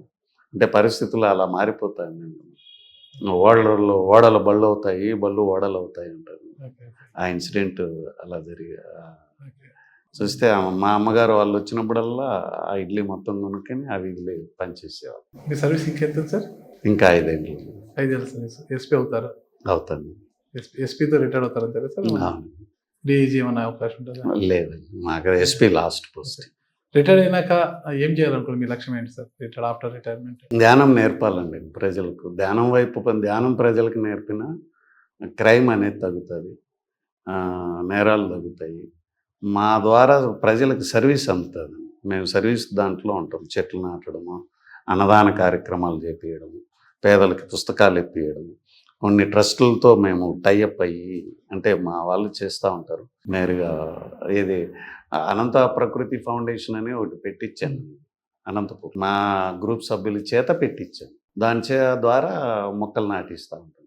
అనంత ప్రకృతి ఫౌండేషన్. మీ స్వగ్రామం కోసం ఏం చేస్తున్నారు సార్? నగిరిపల్లి కోసం.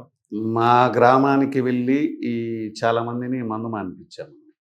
ఆ తర్వాత అంటే వృత్తి మానేయమని చెప్పేసి ఎడ్యుకేషన్ వైపుకి రమ్మని చెప్పేసి ప్రోత్సహించాము. బుక్స్ పంపించాము.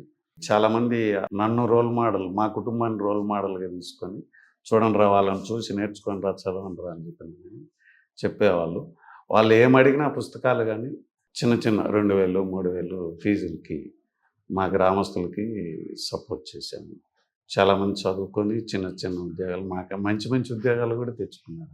సార్ ఒకటి నాకు చిన్న ఇది సార్, మీరు విజయనగరంలో పనిచేశారు కదా, విజయనగరం పనిచేసినప్పుడు ఎక్కువ బుద్ధ విగ్రహాలు ఎక్కువగా ప్రతిష్ఠించి అక్కడ ధ్యానం మీద అందరికీ కూడా ధ్యానం పైన బుద్ధ విగ్రహాలు పెట్టడం, స్టూడెంట్స్కి పోలీస్కి కూడా పబ్లిక్ అండి, ముగ్గురికి. నాకు విజయనగరంలో సెండ్ ఆఫ్ జరిగినప్పుడు స్కూల్స్ నుంచి 20 మంది హెడ్ మాస్టర్లు నా సెండ్ ఆఫ్ పార్టీలో పార్టిసిపేట్ చేశారు. పోలీస్ సెండ్ ఆఫ్ పార్టీలో టీచర్స్ని అలో చేయడం అదే మొదటిసారి కూడా, అదే చివరిసారి కూడా. ఆ హెడ్ మాస్టర్లో 20 మంది తరఫున ఒకరిని మాట్లాడమని ఎస్పీ గారు పాలరాజు సారు అలో చేశారు ఒకరిని. అంటే వాళ్ళతో కలవడం, మెడిటేషన్ నేర్పడము, విగ్రహాలు పెట్టడము, ఇది చెప్పినాను. ఈ మెడిటేషన్లో ఈ మెసేజ్ ఏంటంటే, ఒకరోజు అంటే స్పిరిచువల్ దాంట్లో ఒకరోజు మనం బ్రతకాలంటే ఈరోజు మనం జీవనం మార్నింగ్ నుంచి ఈవినింగ్ వరకు స్లీపింగ్, అవేక్ నుంచి ఈవినింగ్ స్లీప్, బెడ్ మీదకి వెళ్ళేంత వరకు మనకు కావాల్సిన థాట్స్ సైన్స్ ప్రకారము 45,000 నుంచి 60,000 థాట్స్ అవసరం పడతాయి. సార్ 45,000 నుంచి 60,000 థాట్స్ అవసరం. బిజీగా ఉన్న వాళ్ళైతే ఇంకా పెరుగుతుంది. ఈ బీపీ, షుగర్ రావడానికి కారణము ఈ థాట్స్ యొక్క సంఖ్య పెరిగిన వాళ్ళకి. అంటే మన కెపాసిటీ ఎంత అంటే 72,000 అంటే నాడీ వ్యవస్థ 72,000 కదండి మన శరీరంలో. అంతకు మించి మనం ఎక్సీడ్ అవ్వకూడదు ఈ థాట్స్. ఎవరైతే డబ్బు సంపాదన ఎక్కువ చేయాలి, ఎవరైతే ఆస్తులు కూడబెట్టాలని వాళ్ళ థాట్స్ ఏమవుతాయంటే విపరీతంగా పెరిగిపోతాయి.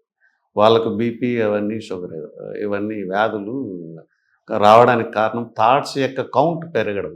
మనకు యోగులు తపస్విలు యొక్క థాట్స్ ఎలా ఉంటాయంటే జీరో లెవెల్కి వచ్చేస్తాయి. వాళ్ళకు శక్తి పెరగడానికి కారణం ఏంటంటే థాట్స్ జీరోకి వస్తే వాళ్ళకి శక్తి పెరుగుతుంది. అంటే ఎనర్జీ సేవింగ్ ఎక్కువ ఉంటుంది. థాట్స్ ఎక్కువైతే ఎవరికైతే ఉంటాయో వాళ్ళకి ఎనర్జీ ఎక్కువ ఖర్చు అయిపోతూ ఉంటుంది. అట్లా ఫర్ డే మనకు భగవంతుడు ఈ ఫార్ములా, శరీరానికి ఒక ఫార్ములా ఉంది. ఆ ఫార్ములా ఏంటంటే 45,000 తోటి థాట్స్ని ఉపయోగించి ఈరోజు నువ్వు జీవించవు. ఈ 45,000 థాట్స్ ఎలా ఉండాలి అంటే లోకహితమై ఉండాలి. ఇందులో ఒక్కటి కూడా మన సొంతానికి ఏమి ఉండకూడదు. దాంట్లో 2 రకాలు, good thoughts, bad thoughts. Good thoughts అంటే ఏంటి? లోకహితం అండి. బ్యాడ్ థాట్స్ అంటే ఏంటి?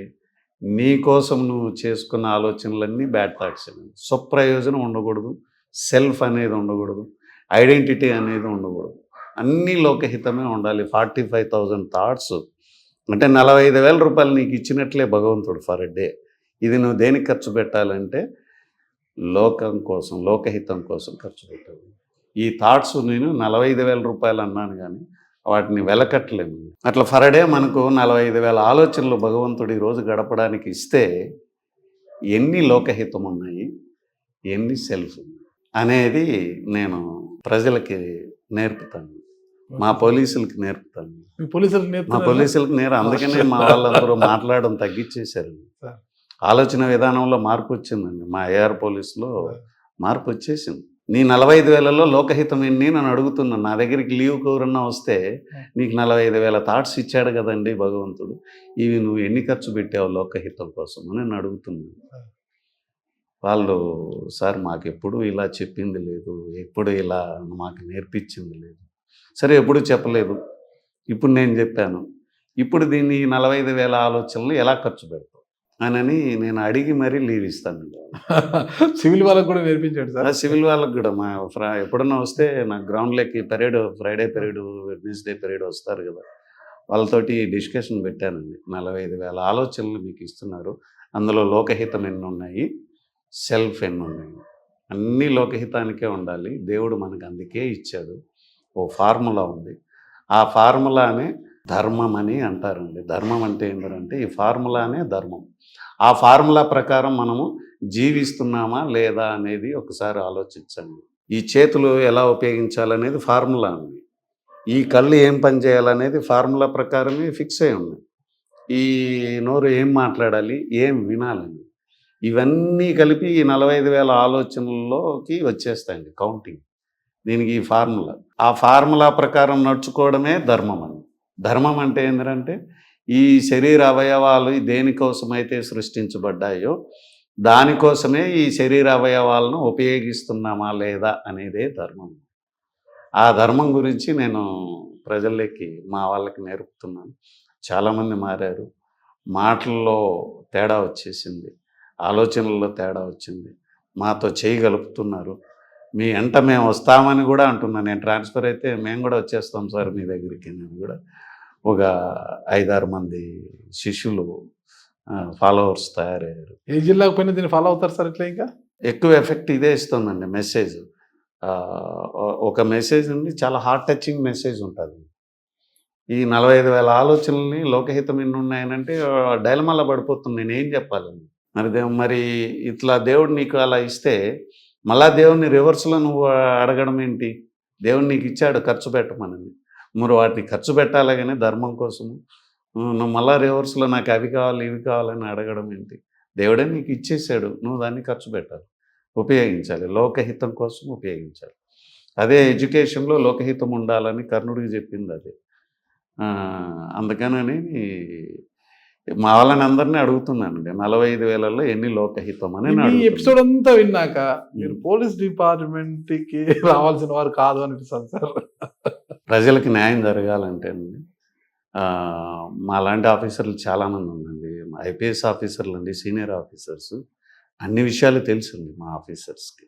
ఇప్పుడు వాళ్ళు ఇచ్చే మెసేజ్ చాలా పవర్ఫుల్గా వెళ్తూ ఉంటుంది. అప్పుడప్పుడు స్పీచ్లు ఇస్తారండి, చాలా పవర్ఫుల్గా వెళ్తూ ఉంటుంది. రిసీవింగ్ అప్పుడు మా వాళ్ళకు రిసీవ్ చేసుకునే శక్తి కొంచెం అవగాహన. ఇప్పటికీ స్టేషన్లలో కొంత లాంగ్వేజ్ అనేది చాలా డిఫరెంట్గా ఉంటుంది సార్ పోలీస్లో. అంటే అంత ఓపిక, మీ అంత పేషెన్సీ ఉండదు. ఫైరింగ్ రేంజ్కి వస్తారు కదండి, ఫైరింగ్ ప్రాక్టీస్ ఇస్తాం ఎంటైర్ లా అండ్ ఆర్డర్ పోలీసులకి అందరికీ ఫైరింగ్ ప్రాక్టీస్ ఎవ్రీ డిసెంబర్ జనవరి ఆ మధ్యలో ఇస్తాను. ఆ రోజు అందరూ రావాల్సిందే అక్కడికి. ఫర్ అ డే 300-400 అటెండ్ అవుతారు. ఒక 5 days జరుగుతుంది. ఒక డీటెయిల్ అంటే 15 మంది ఫైర్ చేస్తూ ఉంటారు. సెకండ్ డీటెయిల్ 15 మంది వెనకాల ఉంటారు. 30 మంది ఫైరింగ్లో ఉంటే దాదాపు 250 మంది వెయిటింగ్లో ఉంటారు. ఈ వెయిటింగ్లో ఉన్న వాళ్ళకి నేను ఆడ నిలబెట్టి ఇదే అడుగుతున్నాను, 45,000 ఆలోచనలు లోకహితం ఎన్ని, స్వప్రయోజనం ఎన్ని అని అడుగుతుంటే వాళ్ళు సారు అన్నీ స్వప్రయోజనమే ఉన్నాయి. మరి అన్నీ స్వప్రయోజనం పెట్టి దేవుణ్ణి ఏమని అడుగుతాము మనము? ఆయన మళ్ళీ నీకు ఇచ్చిన తర్వాత మళ్ళీ రివర్స్లో ఆయన అడగడం ఏంటి? మనమే ఇవ్వాలి. ఆయన నీకు ఇచ్చేసాడు, అన్నీ ఈ ఫార్ములాలో పెట్టేశాడు. దాన్ని ఈ శరీరంతో ఖర్చు పెట్టడమే ఉండేది. అది అలా ఖర్చు పెట్టాలి కానీ స్వప్రయోజనానికి వాడితే ఎట్లా అని కర్ణుడికి చెప్పింది అదేనండి కృష్ణుడు. స్వప్రయోజనానికి వాడుకున్నావు, నీ విద్యను నువ్వేం చేసావు? నీకోసం వాడుకున్నావు, లోకం కోసం వాడలేదు. లోకహితం లేదు నీ విద్యలో. కాబట్టి ఆ పరిస్థితి మనకు రాకూడదనంటే లోకహితానికి మనము ఖచ్చితంగా కట్టుబడి ఉండాలి. లోకహితం గురించినే ఆలోచించాలి. ఆయన బ్రతకడానికి లేదని అంటున్నాడు. మనం ఆయన రక్షణలోకి వెళ్ళాలంటే లోకహితం అనేది ఈ 45,000 ఆలోచనలు లోకహితానికే ఖర్చు పెట్టాలి. మీరు అలా ఆలోచించండి. మీరు అనుకున్నది జరుగుతుంది, మీకు మంచి పొజిషన్ వస్తుంది. పొజిషన్ ఎందుకు కావాలి? ఒక ఐఏఎస్ ఎందుకు కావాలి? లోకహితం కోసం ఐఏఎస్ కావాలి. ఒక ఐపీఎస్ ఎందుకు కావాలి? లోకహితం కోసము నీకు ఒక పొజిషన్ కావాలి. ఒక పదవి ఉంటే మీరు ఏమైనా సమాజానికి న్యాయంగా, అందుకు ఐపీఎస్ కావాలి. ఒక పదవి, మినిస్టర్ పదవి ఎందుకు కావాలి? సమాజానికి సేవ చేయడానికి ఆ పదవి కావాలి. ఓ జర్నలిస్ట్ ఎందుకు కావాలి? ఈ సమాజానికి సేవ చేయడానికి మీకు ఆ పదవి కావాలి. ప్రతి దాన్ని కూడా లోకహితం కింద మార్చుకోవచ్చండి. కానీ ఆ యొక్క మెసేజ్నే నేను ప్రజల్లోకి తీసుకెళ్తా ఉన్నానండి, మా పోలీసు వాళ్ళకి అందరికీ. లోకహితం దాంట్లో పొజిషను వస్తుందండి. లోకహితం అనేది నువ్వు లోకం కోసం చదువుతున్నావంటే ఆటోమేటిక్గా నీ తల్లిదండ్రులని బాగా చూసుకుంటావు, ఈ సమాజాన్ని బాగా చూసుకుంటావు. లోకహితం అనే దాంట్లో అన్నీ వచ్చేస్తాయండి. చాలా చక్కగా చెప్పారు సార్. ఫైనల్గా ఒక చిన్న డౌట్ వచ్చింది సార్ లాస్ట్ నాకు. మీరు డిగ్రీ బీకామ్ ఫెయిల్ అయిన తర్వాత, ఇన్కంప్లీట్ అయిన తర్వాత ఉస్మానియా యూనివర్సిటీకి వెళ్ళి బిఏ పూర్తి చేశాను అన్నారు. అక్కడ ఉండి ఎట్లా సార్ ఉస్మానియా యూనివర్సిటీలో? నేను ఇంటర్మీడియట్ క్వాలిఫికేషన్తో డిపార్ట్మెంట్లోకి ఎంట్రీ. Okay sir. ఇంటర్మీడియట్ అప్పుడు ఇంటర్మీడియట్ క్వాలిఫికేషనే ఉంది. Okay sir. డిపార్ట్మెంట్లోకి ఎంట్రీ మళ్ళీ మీరు నేను సర్వీస్లో ఉంటూ ఓపెన్ యూనివర్సిటీ ద్వారా యూనివర్సిటీలో డిగ్రీ పూర్తి చేశాను. ఓకే, నాకు క్లియర్ అయింది సార్. కొంత డౌట్ వచ్చింది నాకు. అంటే మీ తల్లిదండ్రులు వద్దన్నారు, అక్కడికి వెళ్ళడానికే వద్దన్నారు, ఫీజులుగా ఛార్జీలు వేస్ట్ అన్నారు. మరి ఎక్కడ డిగ్రీ ఎలా చేశారు అక్కడికి వెళ్ళి అనేది నాకు కొంత డౌట్ వచ్చింది సార్. ఒక ఆఫీసర్గా అంటే డిపార్ట్మెంటల్లో చంద్రబాబు నాయుడు గారి దగ్గర కావచ్చు, రాజశేఖర రెడ్డి గారి దగ్గర కావచ్చు పనిచేసే అవకాశం వచ్చిందా సార్? చంద్రబాబు నాయుడు గారి దగ్గర చేయడానికి అవకాశం వచ్చింది కానీ అక్కడ అప్పటికే సీనియర్స్ బాగా సెటిల్ అయి ఉన్నారు, కానీ కుదరలేదు, అక్కడ పనిచేయడానికి కుదరలేదు. మళ్ళీ మేము జిల్లాలకు వచ్చేసాం కదా, ఇంటెలిజెన్స్లోనే ఉంటేనే సీఎంస్ దగ్గర పని చేయడానికి అవకాశం దొరుకుతుంది. రాజశేఖర రెడ్డి దగ్గర రాలేదు సార్? రాలేదు. రాజశేఖర రెడ్డి గారి గురించి చెప్పమంటే ఏం చెప్తారు సార్? రాజశేఖర రెడ్డి అంటే ఆ రాజసం కానీ, ఆ పేరులో ఆ తేజస్ కానీ, ఆ నడక కానీ, రాజశేఖర్ గారి నడక అంటే చాలా ఇష్టం ఉంది. ఆయన ఇట్లా చేతులు ఇలా వెనక్కి పెట్టి అలా నడుస్తుంటే ఆ నడకలో ఆ రాజేశాన్ని చూస్తుంటే చాలా ప్రౌడ్గా అనిపిస్తుంది. నాకు ఆయన నడక అంటే చాలా ఇష్టం. భలే నడుస్తాడండి. ట్రై చేశారు సార్ మీరు నడవడానికి? లేదు, అది అలా చూస్తా ఉండిపోతాను సార్. ఆయన నడకని, ఆ నడక అంటే చాలా ఇష్టం. ఆ రాజసం అలా ఉట్టి పడుతుంది. అలా ఇప్పటి మీరు కూడా ఎప్పుడన్నా ఆ వీడియోస్ చూడండి, ఆ నడక భలే స్టైల్గాను. దాంట్లో అన్నీ రాజసం అనేది ఆ నడకలోనే కనపడుతుంది. ఆ డ్రెస్. ఇప్పటి యువతకు మీరిచ్చే సందేశం ఏంటి సార్? సెల్ ఫోన్కు దూరంగా ఉండాలండి. కష్టపడితే పేదరికము విద్యకు ఏమాత్రం అడ్డు కాదు. పేరెంట్స్ని గౌరవించాలి, గురువుల్ని గౌరవించాలి. ఈ గౌరవం అనేది సంస్కారం అండి. ఎక్కడైతే సంస్కారం లోపిస్తుందో రెస్పెక్టు, డిసిప్లిన్ అన్నీ దెబ్బతినేస్తాయి. అది తల్లిదండ్రులు పిల్లలకు చిన్నప్పటి నుంచి నేర్పాలి. పిల్లలు కూడా భవిష్యత్తు ఏంటి అనేది ఒక ప్రణాళిక అనేది వాళ్ళకి అవగాహన కలిగేటట్లు చేయాలి. వీళ్ళు ఏం చేస్తున్నారంటే సెల్ ఫోన్లు, బండి, కాస్ట్లీ ఇవి చేయడం వలన అవి ఇవ్వకపోతే మేము ఏదో ఒకటి చేస్తామని అన్నట్లు ఒకరిద్దరు సూసైడ్ చేసుకోవడాలు ఇట్లా జరుగుతుంది. అట్లా కాకుండా విద్యార్థులందరూ అంటే భవిష్యత్తుని దృష్టిలో పెట్టుకొని ఇప్పుడు అట్లా చదివిన ఒక్కరు కాదండి. ఇప్పుడు నేను చెప్పాను నేను ఇట్లానని ఎంతోమంది లక్షల మంది కష్టపడి పైకి వచ్చిన వాళ్ళ స్టూడెంట్స్ కళ్ళెదురుగానే జరుగుతూ ఉంటుందండి. స్టూడెంట్స్ చూస్తూ ఉంటారు, పేరెంట్స్ కూలి పని చేసుకొని వచ్చి ఇస్తూ ఉంటారు. ఆ డబ్బులతో సెల్ ఫోన్లు కావాలంటారు, ఎక్కడెక్కడి నుంచినో ప్రాధేయపడి తెస్తూ ఉంటారు. ఆ డబ్బులతో బైకులు కావాలంటారు. చదువు అనేది ఒక స్థాయికి తెస్తుంది, చదువు అనేది మీకు ఏం కావాలన్నా ఇస్తుంది అన్న విషయము విద్యార్థులు మర్చిపోతున్నారు. చదువు వలన వీళ్ళు ఒక 15-20 ఇయర్స్ కష్టపడితే చాలు. లైఫ్ అనేది 70 ఇయర్స్, రెస్ట్ ఆఫ్ 50 ఇయర్స్. ఈ 20 ఇయర్స్ వీళ్ళు బాగా కష్టపడి చదువుకుంటే 50 ఇయర్స్ వాళ్ళ లైఫ్ ఎంజాయ్ చేయొచ్చు. వీళ్ళు ఆ 50 ఇయర్స్ లైఫ్ ఎలా ఉంటుందన్న విషయాన్ని మర్చిపోయి ఈ 20 ఇయర్స్ లైఫే అనుకుంటున్నారు. ఆ మెసేజ్ వాళ్ళకు అవగాహన కలగడం లేకపోవడం వలన రెస్ట్ ఆఫ్ లైఫ్ ఎలా ఉంటుంది అన్న అవగాహన లేకపోవడం వల్ల ఇక్కడే వాళ్ళు డ్యామేజ్ అవుతున్నారు. వాళ్ళు ఏంటంటే పేదరికం ఏమాత్రం అడ్డు కదండి. ఇప్పుడు చూస్తే ప్రభుత్వాలు చాలా సపోర్ట్ చేస్తున్నాయి, ట్రస్టులు సపోర్ట్ చేస్తున్నాయి. ఇప్పుడు ఏం తక్కువ అండి, భోజనాలు ఇస్తున్నారు, పుస్తకాలు ఇస్తున్నారు, బట్టలు ఇస్తున్నారు. వీళ్ళు చేయాల్సిందల్లా చదవడం ఒకటేనండి. చదవడానికి కూడా వీళ్ళు ఏం చేస్తున్నారంటే ఈ ఎంజాయ్మెంట్లో పడి రెస్ట్ ఆఫ్ జీవితం అనేది లాస్ట్. సిటీస్లో పబ్ కల్చర్ పెరిగిపోయింది, డ్రగ్స్ కల్చర్ పెరిగిపోయింది. ఇంకా ఎలా వీటి నుంచి యువతను దూరం పెట్టాలంటారు? అంటే మమ్మల్ని అడిగితే మేమేం చెప్తామంటే మేము స్పిరిచువల్ యాంగిల్లో ఎక్కువ వెళ్ళిపోతున్నాం. అందరికీ మెడిటేషన్ నేర్పమంటాం. మెడిటేషను నేర్పితే చాలు, meditation will solve all problems.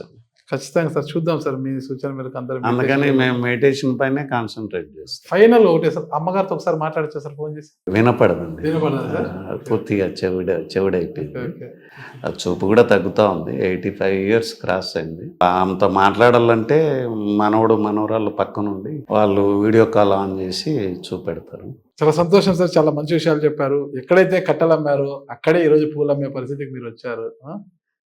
ఎంత ఎదిగినా ఒదిగుండే గుణంతో మీరు ముందుకు పోతున్నారు. ఈనాటి యువతకు ఈరోజు ఈ సమాజం మాకేమి ఇచ్చింది, మా తల్లిదండ్రులు మాకేమి ఇచ్చారు అని ప్రశ్నించడం కన్నా మనం ఏమిస్తున్నాం సమాజానికి అనే స్థాయికి తీసుకెళ్లే మార్గంలో మీరు పయనిస్తున్నారు. ఖచ్చితంగా మీరు ఎంతో మందికి స్ఫూర్తిదాయంగా నిలుస్తున్నారు సార్. మీలాంటి వారి వల్ల సమాజంలో ఎప్పటికైనా మార్పు వస్తుందని నేను కూడా కోరుకుంటున్నాను.